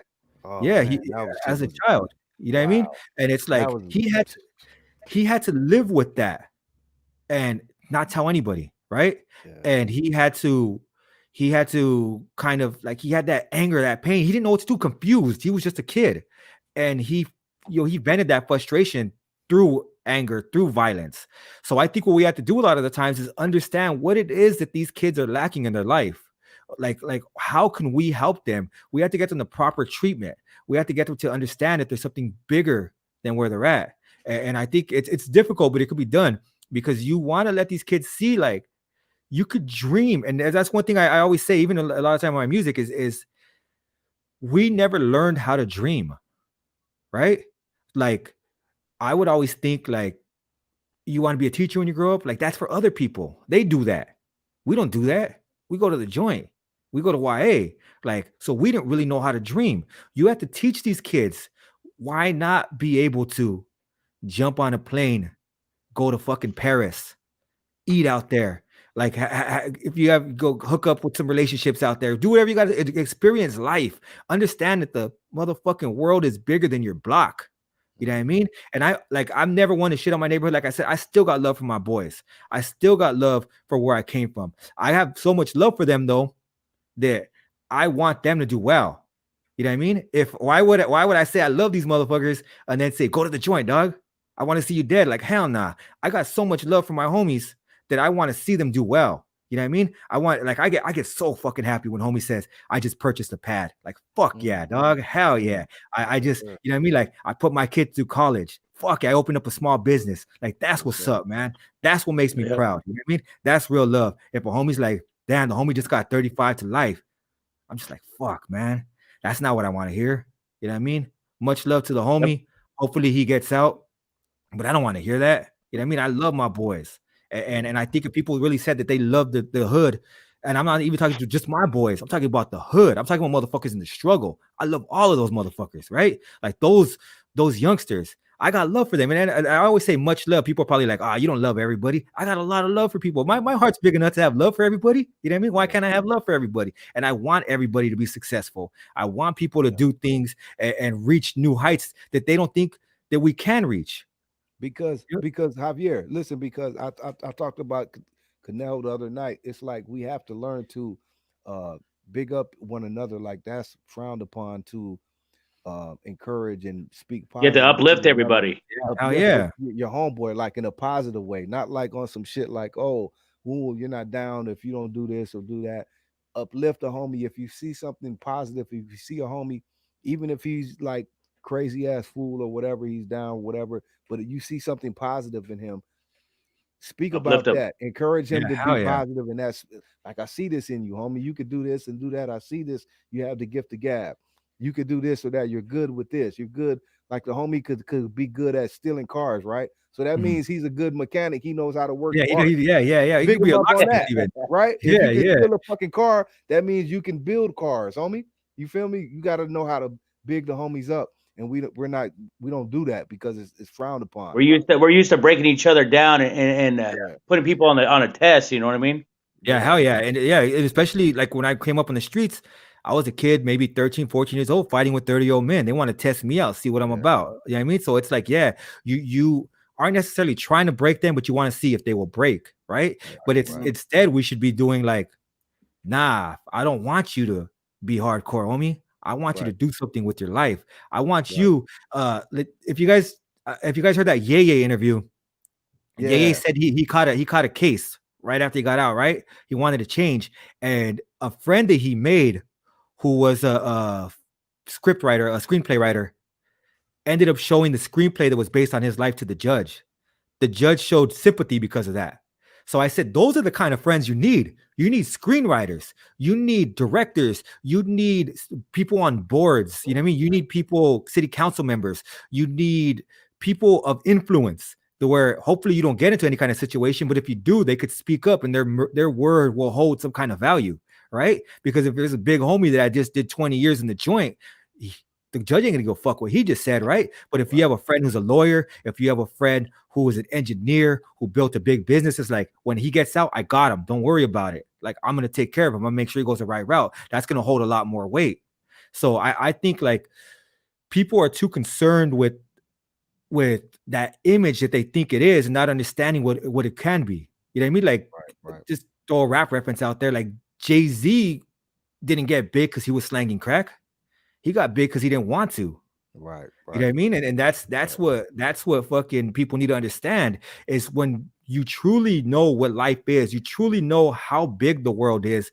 And there's another interview I watched with the Game, right? He said what he does every time he goes on tour outside of the US is he'll take one of his homies with him, homie fresh out the joint, right? And he'll get them to see what the world is, and they'll trip out like, fuck, this shit ain't going down like this in Compton. You know what I mean? So they get to see like there's a whole nother world. And a lot of times they don't want to go back. We have to be able to show these kids look, we can't just tell them, we have to show them the world. Be able to show them like there's so much out there, like maybe even fucking plan a trip for them. Like, I'm gonna take you guys to New York one day, right? We need things like that where troubled youth, you put them on a motherfucking plane and say, we're gonna take you guys to New York. I guarantee most of them are not going to try to stray away from the group and cause shit in New York because they're not going to have that comfortability out there. They're not going to understand what the fuck it is. They don't know the politics to get down over there. So they're going to stay with the group and they're going to see all the tourist shit. They're going to see Times Square. They're going to see Manhattan. You know what I mean? And hopefully one day you have somebody who will open up the stock exchange to them, let them walk in there and see where they can go. You know what I mean? Like there's so many things I think that we can do to really empower kids, to get them to see what life is, because there's things that we never had the chance to see.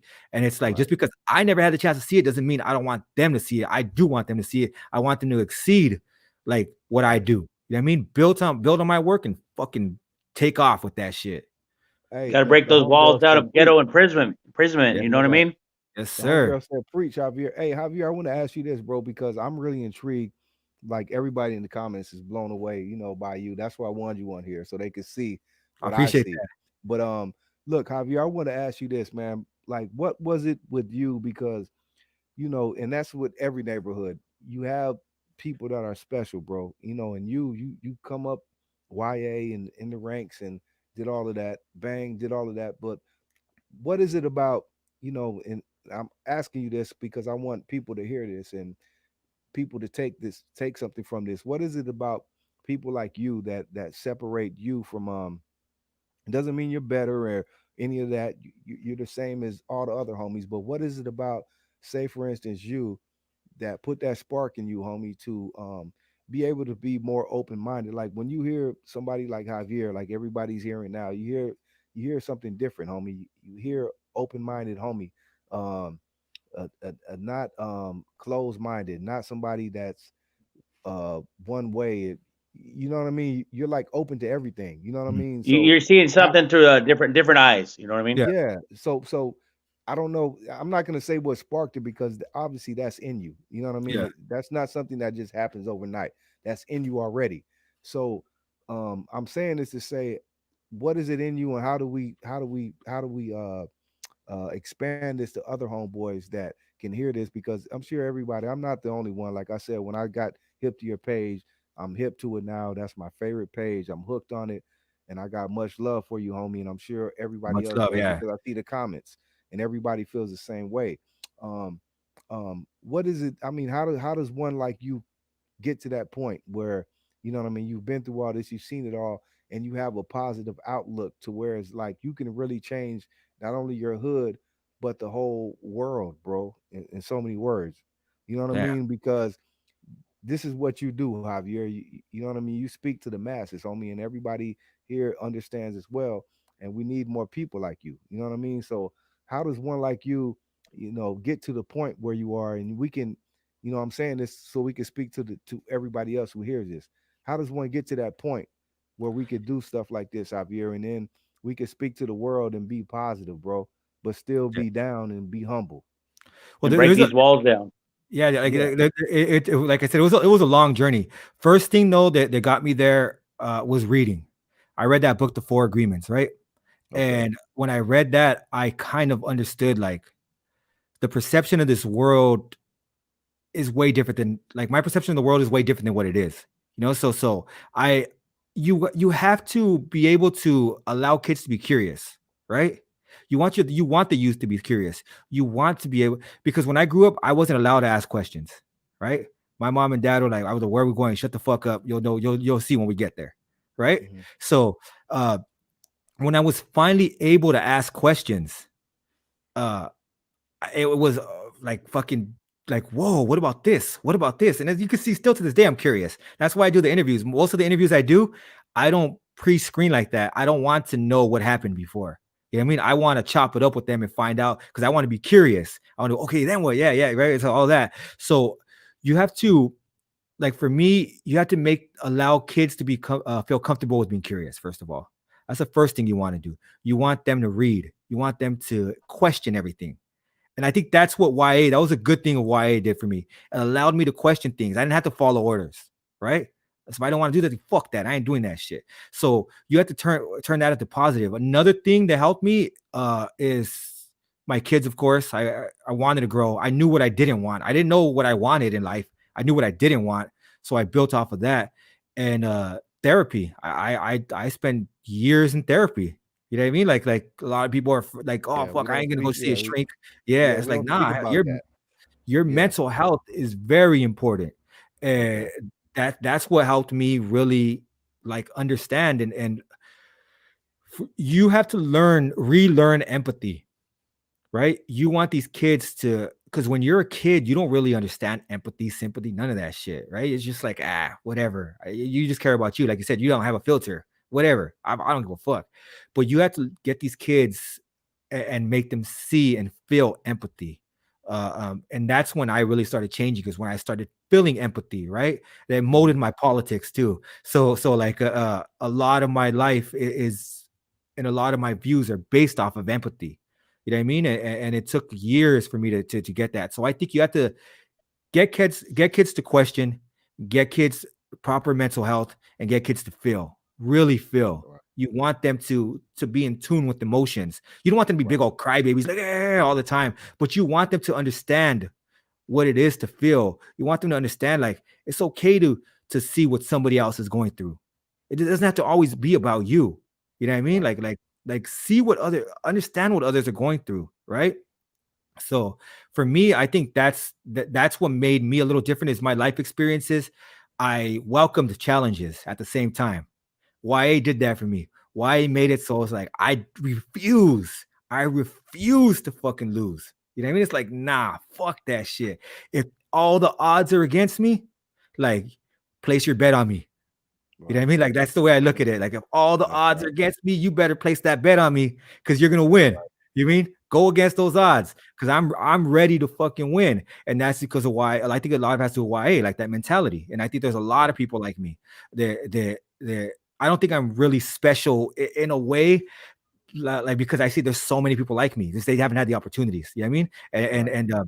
So I think that's the main thing. You have to treat people like help with mental health for these kids. You have to make them curious and just have them feel. You have to. I think on the streets there's two feelings: anger and happiness. Those are the Mm. two main feelings. You're either Mm. good times with your boys or you're pissed the fuck off. You're Balance. going at it, right? Balance. Yeah, Balance yeah. happens. You your homie gets killed, maybe a tear or two will shed, but you're trying to hold that shit in. You're mad. Yeah. You're angry. You want to go. You know what I mean? And it's like, are you confused? Somebody came at you a certain way, made you feel a certain way. You don't know how to take that in. Fuck it. I'm angry about it. I Mm-hmm. don't understand what I'm feeling right now. I'm just mad. So you have to. One of the homegirls I interviewed called it emotional intelligence. You know what Mm-hmm. I mean? You have to be able to That was install the that in Johanna children. girl. Yeah, Yohara. Oh, Yeah, I just, I was late on her, but I just peeped that one today. I told you I've been on yeah, every day, yeah. bro. I'm like on some new shit, real shit, bro. I You ain't peeped the her only shit one. today. She's from San Fernando Appreciate Valley. it. Shout out to Yeah. her, man. Much love to you. Hey, All right, yeah.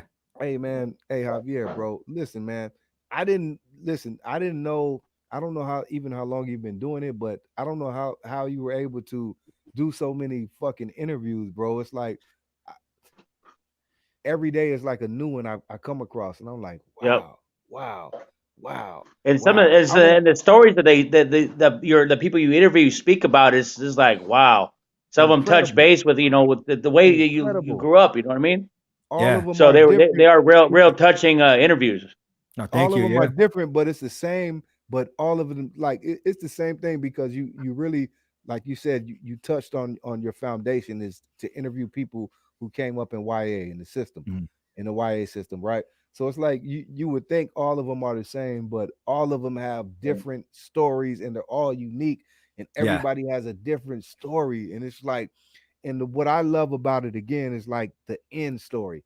At the Mhm. end, Yeah. at the beginning, you hear like, okay, these motherfuckers are crazy. Like you hear all the crazy shit they did, they went through.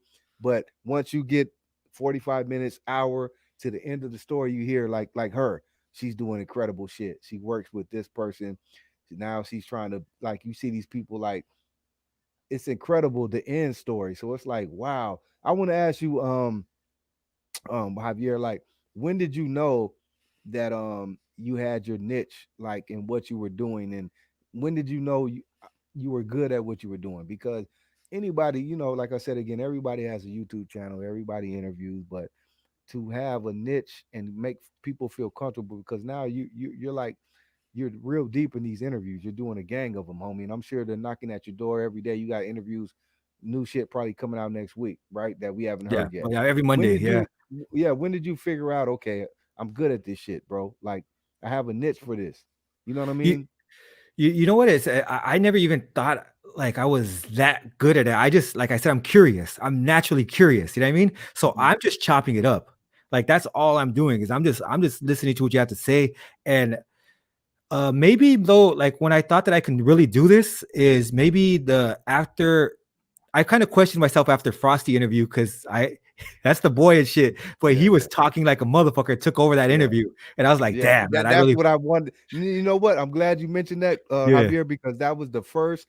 Listen. I'm glad you mentioned that. That was the first interview that I really listened to. That I didn't really hear you. You weren't able to speak. Like he took yeah, over the whole shit. Usually you interject, and you didn't really have much to say on that one because he took over. yeah, You know what I yeah. mean? So So that was the first one.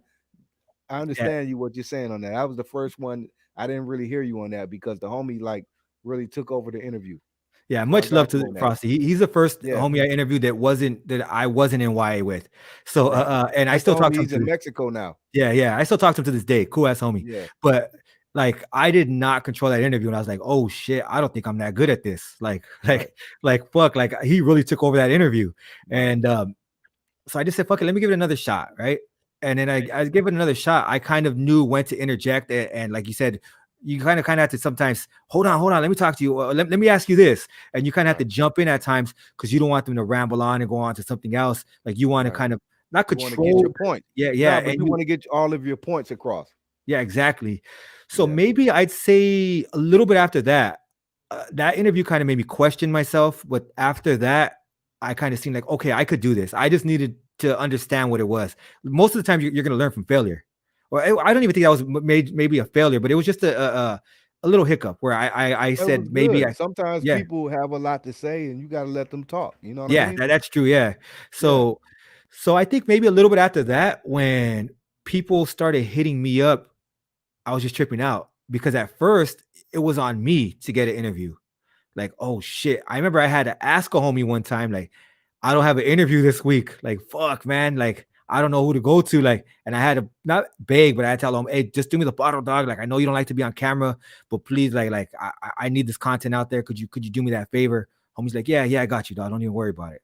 Got him on there, and then after that, people started hitting me up like, hey, how could I get on? I have a YA story too. And one thing I learned is it's kind of therapeutic to the person speaking too, because these are a lot of them tell me these are conversations they don't have the chance to have Yes. with Yes. because a lot of them, Glad you like I said, said that. have moved on to other things. So Right. they're not on the streets anymore. They're not telling war dogs with their boys or their homegirls. Right. Like they're in This the is office. therapy, bro. Yeah. Just like you Yeah. said earlier, people need this is therapy what you are doing, Javier.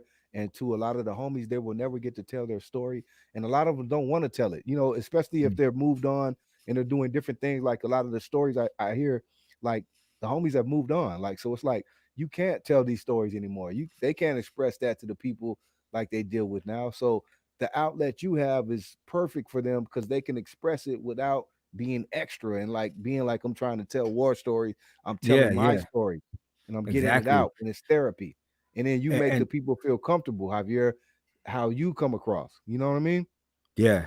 And I think another good thing when I kind of understood that made me different from a lot of other people is with certain prison talk, you have to tiptoe around certain subjects, certain topics. You don't want to get anyone in trouble. You don't want to say anything that's like if you notice, I don't really talk a lot about prison because I've never been there. I can't really add too Right. much on that. But in YA, it's a system, like you said, it doesn't matter anymore. It doesn't Right. matter what you did in there. So you can let loose. You can say Right. everything you did in there, and there aren't any repercussions. There aren't gonna be homies that are gonna be like, why the fuck you bring that up, homie? Like you're fucking up our structure. Like none of that shit, because it's YA, it's juvenile shit. So a lot of times they're free to express shit, and Right. there's a freedom behind. There's a freedom with juvenile Right. youth incarceration when you're telling that story. So yeah, so that's kind of like when I understood those two things. When I understood that I could help narrate somebody's story. I could kind of, I should say narrate, navigate. I could kind of help navigate their Navigate. story. Navigate. And And you learn when how I to knew, not to cut you off. I don't mean to cut you off, but I want to you know, interject because these are things I see with your interviews. You learn how also how not to get caught up, not even caught up, but like politic wise. Say you're interviewing a homie, and he could even be one of your homies, and mhm, you could be like, yeah, we could be talking about an interview I did. Like I interviewed this homie, and you're interviewing the homie now. He could say like, I noticed that. Like, yeah, you mentioned this homie. Like, yeah, I interviewed homie. You like, yeah, that dude there, boom, boom, boom, boom, or I socked him out, or I did this. You know how to navigate to where it's like, okay, we're not gonna do yeah, that we're not part, gonna, or yeah, like yeah, we're not gonna disgrade the other homie. You know what I mean?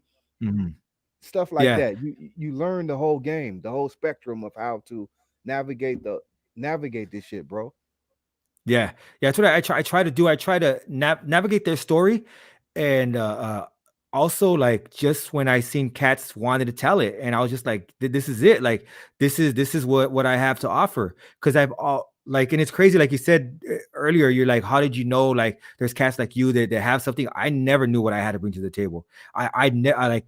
It took me years to find out, but I've always wanted to do something. I've always wanted to tell my story. It always seemed like nobody wanted to hear it though.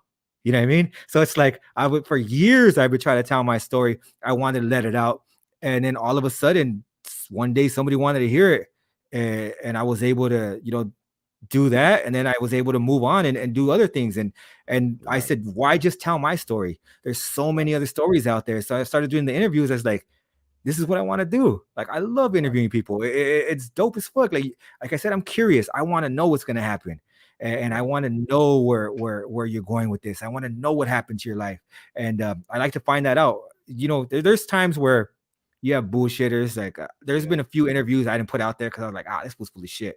You know what I mean? Like fuck. And sometimes it's a waste of time, like a waste of an hour and a half. right. And I'll be like, And then motherfucker, man. sometimes the fools are still knuckleheads because even Yeah, though you're trying to get the story, you still want to push the positiveness. You want to get something out of the story. We want to tell the backdrop and what you did, but we want to get something positive out of it. And still, some homies still want to be like you said, yeah. They want to be knuckleheads. tough. Yeah, And yeah, so it's like, nah, that's not what I'm trying to push. But what I respect, like again, about what you do, you know how to navigate that and keep it neutral, as to where you're not gonna offend nobody. You know what I mean? yeah. And I like I said again, bro, and I'm gonna tell everybody out there, this is Javier, Incredible Javier is my new favorite channel. And I it's not only appreciate that, because it's G-Lew. the homie, it's just because it's a lot of channels out there, and I respect them all. But when you get something like what you have, I've been all week, bro. Like I go to work, I'm at work all day, like with my headphones on, listening to a new interview every day. I You know what I appreciate that, mean? man. And it's like it's just respect, bro. You know what I mean? I was hyped. I told my homie Conejo, I told everybody all week, I'm hyped about this interview I got with the homie Javier, because I wanted to do what we're doing now, interject on what I've been learning from your channel. And I Yep. wanted you to speak on it, and just to get a broader perspective of what I've been learning. And I want other people to see that. And as you see, everybody feels the same way, and they get the vibe, bro. And they I when they appreciate hear that you much, man. speak and they hear you on here, they feel the same vibe. It's just natural, bro. It's not nothing, no extras on it. It's no anything. You know what I mean? It's just natural, bro. And this Yeah. is what more of what we need. And then another Yep. thing I want to speak on, cricket, is like, I want to interject more on the family side, because Mhm. this is another thing that makes you more of a strong homie and human being. It's like, bro, you have a family perspective. You have your wife. Like I looked at that yesterday. you had the Q&A with your wife, and you brought Rosie on. I know she doesn't like to be on camera, Yeah, but what I yeah, learned from your wife is like, um, it's like she's the same. Like Rosie is, you could tell her when you like her persona, and when you see her and all that, she's just like a regular homegirl too. You know what I yeah. mean? And you guys connected, and then but the thing I love about you guys, man, is like the teamwork. Like my homeboy Snow says, teamwork makes the dream work. And you Yes, have sir. somebody with you like that, it's like, man, you can't go wrong, bro. And she encourages you, and she told me she's the one that encouraged you to do the YouTube. She's the Yeah, one that got you doing the things you do, and inspires you. And then you have kids. You got like 4 kids, and one of them are um there's your I don't special want to say the needs. wrong, yeah, special needs. So I'm sure that that's a whole nother level right there, bro. Yeah, You know what I definitely. mean? Speak some more about the family side of Javier. All right, for sure. So the first thing I have to do is definitely show much props to my wife. The first time I went on TV, the first time I did anything was because of her. Mhm. She's the one that encouraged me to do it. And like I said, I was trying to get my story out there because I thought that's something important to say, right? So, but I was like, I don't feel. I was like, nobody wants to hear this shit. Nobody wants to hear what I have to say. Fuck it, I'm over it, right? It's done. I'm just gonna fucking work for Bank of America for the rest of my life, whatever. So fuck Mhm. it. So she encouraged me like, nah, try this. Like when the show came out, she told me jump on that show, right? When then afterwards, I was like, damn, I wonder if I could do a YouTube channel. Like, I don't know. Mhm. Like, I always wonder. And she's like, don't wonder, do it. Right. Right. So the thing I love with my wife is I don't want somebody who's subordinate, or I mean, who's obedient to me. I don't want somebody who is below me. I want that motherfucking teammate. You know what I mean? So it's like if you're trying to build a dynasty, you don't want a gang of scrubs around you. You know what I mean? You like even LeBron James, one of the greatest players in the world. He in 2000, what was it, 2007? He took a Cavs team with a gang of scrubs Right. to the finals, Right. but they To didn't the they didn't get that finals, chip. homie. Yeah, he didn't get Right. that chip till he got with Cleveland Dwayne never Wade. seen that. Cleveland never Yeah, seen that shit.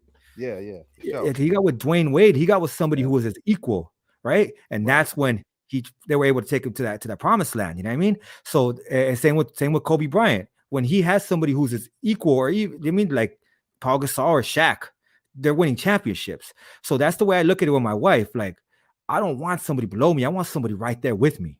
Right. And I'm lucky because she's right there with me. And like I said, I put her on I've had her on a few things where she didn't want to be on camera, but she's down to do it if Right. it's necessary, right? Right. So, but she wants me to be like the face. You do it, you do Right. it, right? And fucking, but she is a huge part of what I do. Even this Yeah. camera, the lighting, she helps Right. me with all that. Like Shout out to otherwise, Rosie. yeah. Shout out to Shout out Rosie. to Otherwise, Rosie. What up, Rosie? it'll be all fucked up. You know what I mean? So, That's what's up. so that's the main thing. The second thing is with each child, I learn something new. Mm. You mean I learned something new and about myself. I learned something new about life. You know what I mean? Like my daughter, my oldest daughter had some struggles early on in life, and I didn't want a daughter when I was younger because I was like, damn, like I don't know how to take care of girls. What am I gonna do? Right. Right. And she taught me, like, nah, like I empower her just like I would like a boy. You know what I mean? Like to me, it's different. Like she got me to understand different things. And I knew the problems that young teenage girls have, but I didn't truly understand them. So when she started going through them, it was rough because I was like I didn't know how to deal with them. So I had to learn to calm myself down, talk a different way. I can't talk to her like, you're gonna do this, man up. None of that shit. Mm. I have to teach her to be strong, but at the same time, I have to go about it a different way, right? I can't. And then my sons, they're totally different from each other. So my oldest son, which is my second oldest, he is a lot more hands off, right? If I tell him to do something and I put too much pressure on him, he's not going to want to do it, right? I have to give him that freedom. I want to allow them to express themselves, right? My Right. younger son, I have to not be on him more, but like encourage him a lot more, right? So there's just different ways you have to, like for me, I have to learn how to, I can't, one thing I learned with them and it helps me in life is you cannot apply the same attitude to everybody. Yeah. It's not going to Hey, work. Hey, I'll agree to that. I Javier, agree that with that 100% because I got a few you got kids, you know. 12 Not, kids. This guy here. He has 12 kids, Javier. so This guy here, Dude, so he's I different. understand that whole concept and all that of each kid is a separate individual, you know. and Yeah. you got to teach them. You got to teach each kid, and each kid has to be like a special priority in a different way. Mhm. How do your kids are getting older now? How do you keep them from getting involved in the things that you dealt with? You know what I mean? Yeah. Well, I just want to add real quick my youngest first because she's has special needs, and she's going to be dependent on us for the rest of her life, right? So that really Yeah. takes teamwork with me and Rosie. So we have to change her diapers. She's 11 years old. You know what I mean? Like we have to change her diapers still. We have to help her walk. There's a lot of things, and people would probably say, "Damn, like that's fucked up or whatever," right? But nah, like my daughter is so fucking strong, and when I look at her, I see strength. You know what I mean? I don't see like people haven't seen what she's been through, and she's fought through it, right? So to me, that gave me something where I was like, fuck yeah, like my daughter could do anything. My children could do anything, right? So for me, people would say like you're only as strong as your weakest link. I'm probably the weakest link. That's the way I look at it, right? Because I get my strength through all them. So that's the first thing, right? The second thing is to answer your question, I had to make a decision when I had to make a decision, and it wasn't even me, it was Rosie. She said, we have to leave Monte. I'm like, man, I love the hood. Like, hell no, I ain't never leaving. Like, ain't nobody gonna run me out of my motherfucking neighborhood. Like, I'm gonna stay here till I die. That's my motherfucking like, and I had no reason to leave. Like the homies have love for me. Like you see, like homies are checking all the time. What's up, Cricket? What you been up to? Like, what's up, dog? And it's like I never did any foul ass shit to make anybody question me, right? So I said, why should I leave? Leaving is for cats that are scared. Leaving is for or like, why do I have to leave, right? And she told me, look, my pops is from the neighborhood. Rest in peace. My pops is from the neighborhood. My mom's parents were from the neighborhood. Well, not her stepdad and my grandma.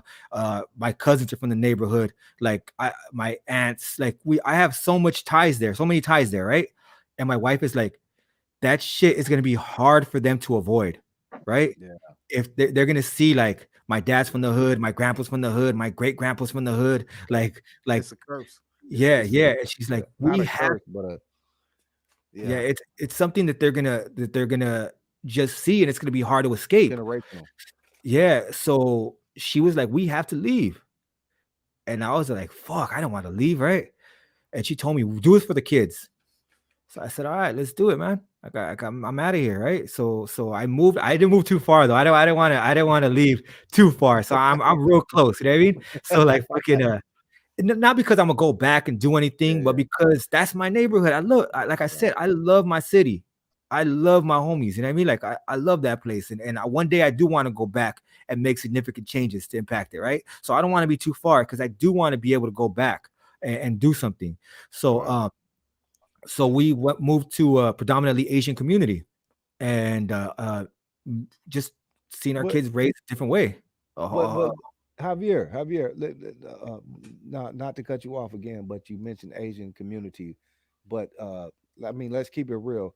All through SGV, I mean, it's now it's a big Hispanic community, but it's a big Asian Yeah, community as well, bro. You know what I yeah, mean? yeah. Surrounding the area as well. Um, how do you? I mean, what do you think about that? Well, I think like people are gonna live where they live. You know what I mean? And for Yeah. me, I just saw like a quiet street. I saw a street that wasn't littered. There wasn't all kinds of shit all over the place. There wasn't people hanging out on the street. Like, 'cause if you walk through Monte a lot of the times, there's people everywhere. It's active. You're crowded. You're all together, right? You'll have 6 or 7 pads in a lot. Like you'll have apartments everywhere. So it's crowded, right? I just needed them to be in a place that was a little bit more open, a little bit more area. Like you'll see people walking up and down, but they're walking their dogs, they're jogging, they're doing shit like that, right? And it's a mixture. I should say, well, it is predominantly Asian, but it's a mixture. It's a real mix Right. of Right. Right. people. And Right. but I wanted to show them something different. So I wanted them to be able to have friends that were of different ethnicities and different cultures because I didn't want them to just, and I love my people. I'm not saying I don't love my people, but I want them to appreciate other cultures. I want them to appreciate other people. And I don't want them to see like, oh, I got to back up my own. Like, Right. Right. nah, you have to find out who are your own. Like I always say, you pick Right. your family, you pick your Right. own people, right? So it's like Right. pick who you want. Those are your peeps. Run with them. Like Right. back them up. You know what I mean? Have love for them no matter what. And I'm fortunate that a lot of them have, my kids, they have friends of all, ethnicities, and they're That's comfortable a with that. that's a beautiful thing, bro. And I only mention that because me personally, I'm a example of that because my mom, like I spoke about the canal the other night.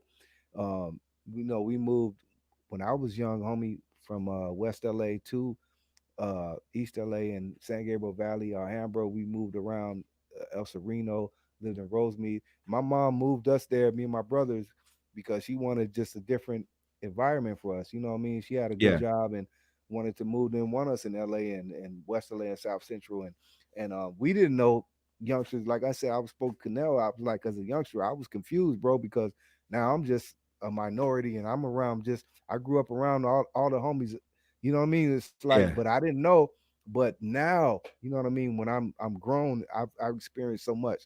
I've been everywhere. You know what I mean. yeah, But that right there, um, groomed me, homie, and mounted me to where it's like I know a lot of different things that a lot of people don't know. You know what I mean? yeah. Like a lot of people can't say that they know what I know. You know what I Yeah. mean? And that's a blessing to me now. You Oh know what I yeah. mean? To know the culture. I grew up around a lot of Mexican homies. Like my best friends to this day, it's just what it is, bro. But Yeah. I appreciate that now. You Oh know what I yeah. mean? Because I got that culture, bro. A lot of people can't And say that. it gives you a different outlook on the big Yeah, perspective. You know what yeah, I mean? and Yeah, for yeah, sure. you're For not sure. boxed in, and I know all of these things. I know not only my culture, but I know the Hispanic culture. I know the Asian. I had a lot of Asian homeboys. You know what I mean? Oh yeah. Everything, and I appreciate that now. You know what I Yeah. mean? Yeah, and I think that's what I mainly did. A lot of it's again credit to my wife Rosie. A lot of it was credit to her. But what we did to make sure they didn't join is just move them to an area where they can be themselves and Right, embrace other people, not having to worry about quote unquote their own. You know what I mean? right, It's just like they just get a chance to mingle and just fucking. And people always ask me, well, what would happen if your kids dated somebody else other race? Like yeah, yeah. I don't You care. can't Like, it control is what what it your is. kids. Yeah, yeah, Yeah, it you is have to what let it your is. Like, kids do what they do, bro. yeah, as long as You they know what don't I marry mean? motherfucking assholes or fucking Right, punks right, and shit, right, whatever. Like handle your right, business. You know what I mean? Like I don't gotta right, kiss that person. That's on them. You know what I right, mean? Like I don't even right, want to think about that. Like right, that's on them. You know what I mean? Like right, so to me, it's just like that was the main thing. And again, credit to Rosie is I had to move them out and I had to show them something else. right. And I'm the reason I know I had to show them something else is because that do as I say, not as I do, from my experience didn't work. It My doesn't work. parents, yeah, my We've parents learned always, that. yeah, That's the problem with us because even with us, we all can attest. I hear that in other stories. I heard Chino. I heard so many people say this. It's like they looked at their fathers or their mothers. They had different things that molded them to whereas that made them how they were.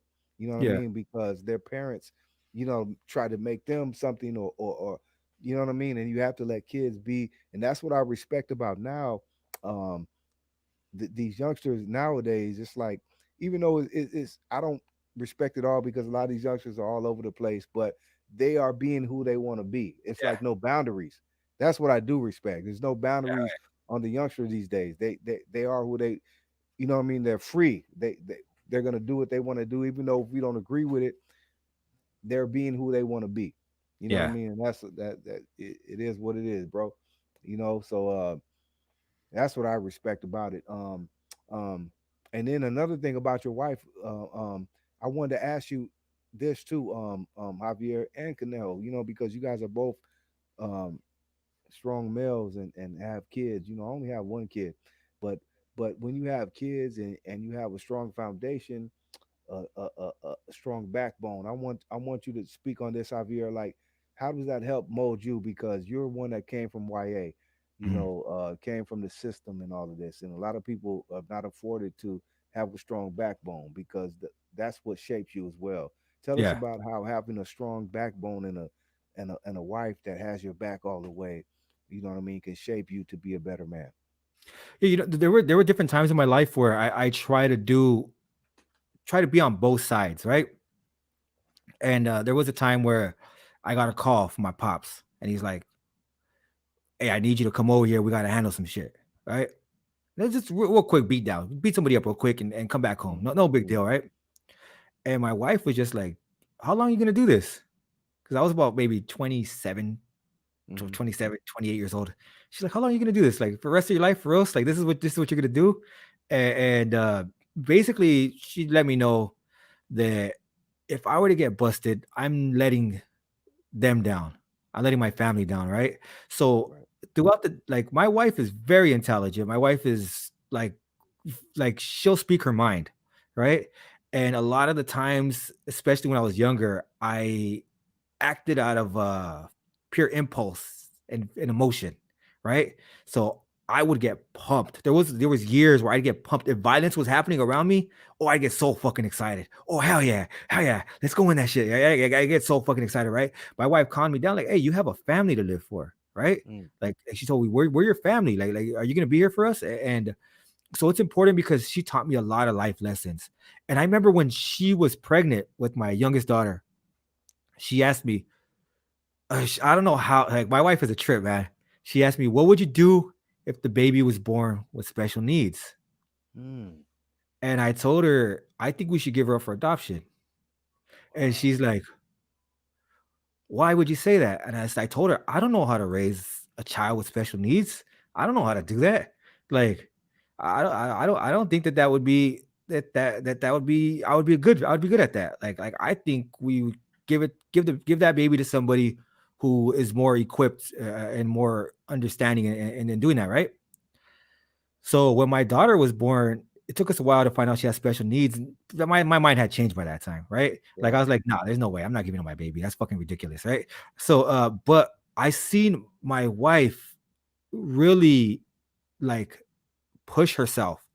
She fell into a depression. I had to step up. There were times when that happened, but there were times when I fell into a depression and she had to help me. And there were times where we were just feeding I'm off of sure each that other. made you guys stronger. Oh yeah, hell yeah, because Yeah. like we had to be there for each other. We Yeah. had to. There were times where it was my time to just fuck. I can't do this. I don't know what I'm gonna do. Like, and she'd be there for me. Like, we got this. There are other times where I had to do that for her, and both times it made me stronger because I had the opportunity to feel vulnerable. I had the opportunity to to let out emotions, and then there were other times where I had to stay strong for her. I had to be that rock. So it's us working together allows us to each like express those emotions and build each other up. So yeah, for me, it's very important to have somebody like that. Right. It makes a championship team.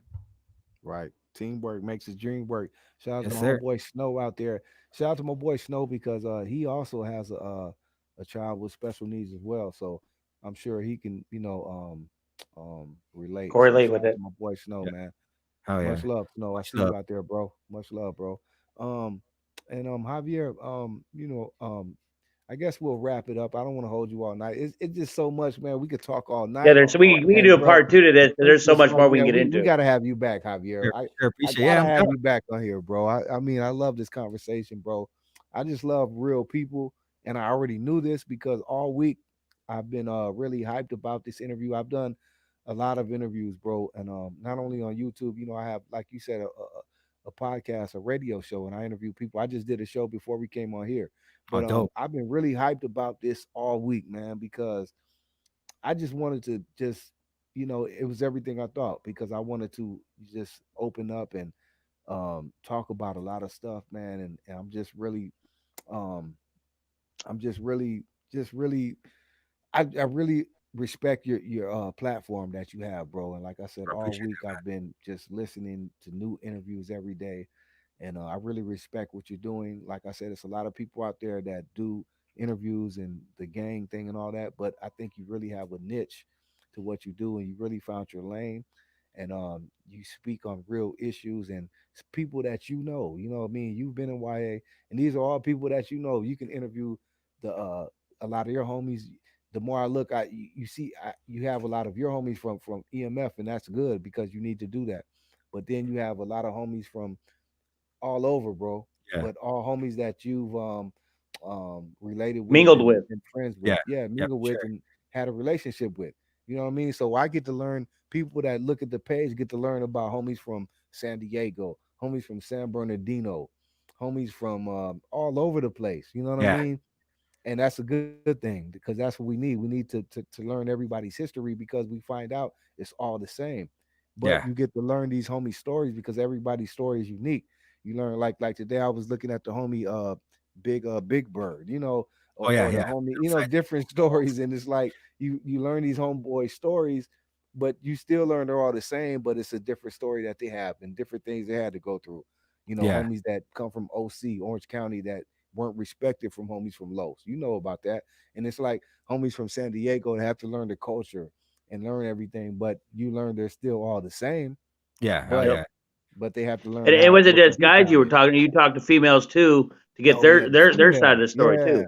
Yeah, for incredible. sure. The Yeah. little one. Hey, I'm gonna tell you this, Javier. Really, the real shit. I'm gonna tell you because I already knew about you, but the first real interview that I listened to, I was like, wow, and then I was hooked. Was a homegirl, like my homie Conejo said, the homegirl, little one.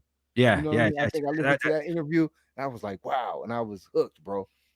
Yeah, and I appreciated her interview because she allowed herself to be vulnerable too. Yeah, She allowed yeah, herself yeah, to really she didn't hold anything back, and I was yeah, like that's what's up. And I even told her afterwards, I said, I'm rooting for you. I want yeah, you to win. You know what I mean? Because yeah, like fucking like people don't understand. There's a lot of pain there, and it's yeah. a lot of times you don't even understand it till you're talking about it, and you're like, fuck. I remember when I the first time I really did an interview, and this is for something else. I know we can talk about it later, but I was on a TV show, right?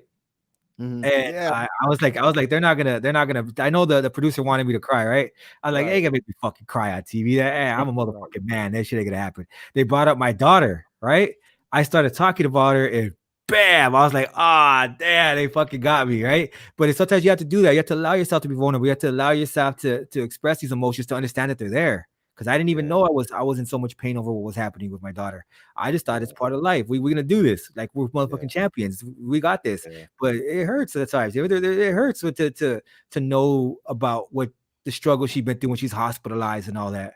yeah. But you know what the thing I take from that, and like I said, man, your interviews, man, give me inspiration. It's like, bro, because I haven't even been all the way down that road. Like I have a crazy life and been through a lot, but I listen to some of these interviews, bro, and that shit Yeah. inspires me, man. I'm like, cause some of these homies, like all the shit they've been through, like the homie, your homie from your neighborhood. I keep forgetting his name. The Was homie it that does Potro? colonial, does the shit The that you do, Colonia? Canal. Yeah, Oh, and the chef. yeah, the chef guy, and Oh yeah, Potro, yeah. that dude had a crazy story, and it's just the shit that I hear them at the end. It gives me inspiration because I haven't even been through all of this shit they've been through, and then at the end of the road, they're doing hellified shit, bro. That I want to do Yeah, at yeah, this that I can't even do, and I've been out here on the streets, bro. And I'm yeah, like, yeah, wow, they re-inspire me because I'm okay now, but they make me like, wow, I want to do more and commit more because I heard their story. You know what I yeah. mean? So it like inspires me, bro, to want to do more and be better, man. So that's what I get from these interviews that Oh you yeah. have, man. So it's really inspiring, man. And it's like, man, this shit changed my life, bro. You know what I mean? So You it's know, like and we I just, want to tell hey, you not to that, cut you man. off, but we just talked about the other night about finding your what do we say, is finding your inner goals and what Yeah, you can be, realizing your yeah, your your Yeah. Oh yeah. potential. potential, what you can become in life. You know. Yeah, Oh yeah. Yeah, so yeah, I appreciate you guys bringing me on. Much love. And I apologize for my camera. It's dead. So oh, you're that's why I good, look bro. stuck. That's why I look You're stuck right there. good. But the audio's still working. No, you're good. I didn't I even don't know why notice it's it, stuck on bro. that I face. didn't even notice it. I just see you over there, so I didn't even notice. But again, I You know said it we, real still. yeah, yeah. But I know we're way over past, but I'm sure everybody just like me enjoyed this conversation, this interview. We got to have a part two. Uh, Yes, most uh, um, definitely. and I really I'm down. I'm down. all week, and it was everything that I expected, bro. So I just want to thank you, homie, and tell you again, much respect, Javier, bro. For real, Much homie. love, much respect, G-Lew. Much love, much respect, Conejo, and No, all thank the you. subscribers, everybody in the chat bar. I appreciate you guys chopping it up with me today. Yes, Hey, sir. go out Thank you so much. and follow his page that he has. It's incredible Javier. So go out there and Tell check him him the out if you page, haven't Javier. checked him out yet. Yeah, tell him all the handles, Javier, before we get up out of here, so they can follow Yes, you, bro. I try to make it simple. So it's Incredible Javier on Instagram and YouTube. So you can follow me on Instagram and YouTube at Incredible Javier. And yeah, I got videos out there. And then also rap Javier Raygoza.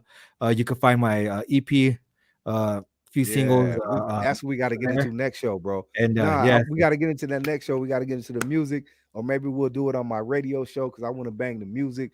That's a whole nother shit we didn't talk about, bro. Because it's hip hop. You love it like I love it. So yes, yeah, I also heard you like the oldies. I heard, homeboy. Oh, I love oldies. Yeah, I love oldies.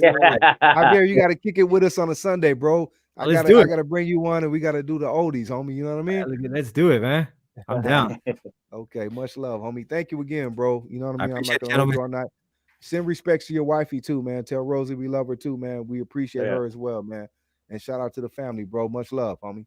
Much love. Peace. All right, peace. All We're right, out of here. Have a blessed night. All right, we're out of here, y'all. Love y'all. Peace. Peace and love. Canal, love you, homie. Peace. We're out. Yeah, homeboy. Speak to you soon, homeboy. Yes, sir. Oldies, we'll be back Sunday night. Peace and love, y'all.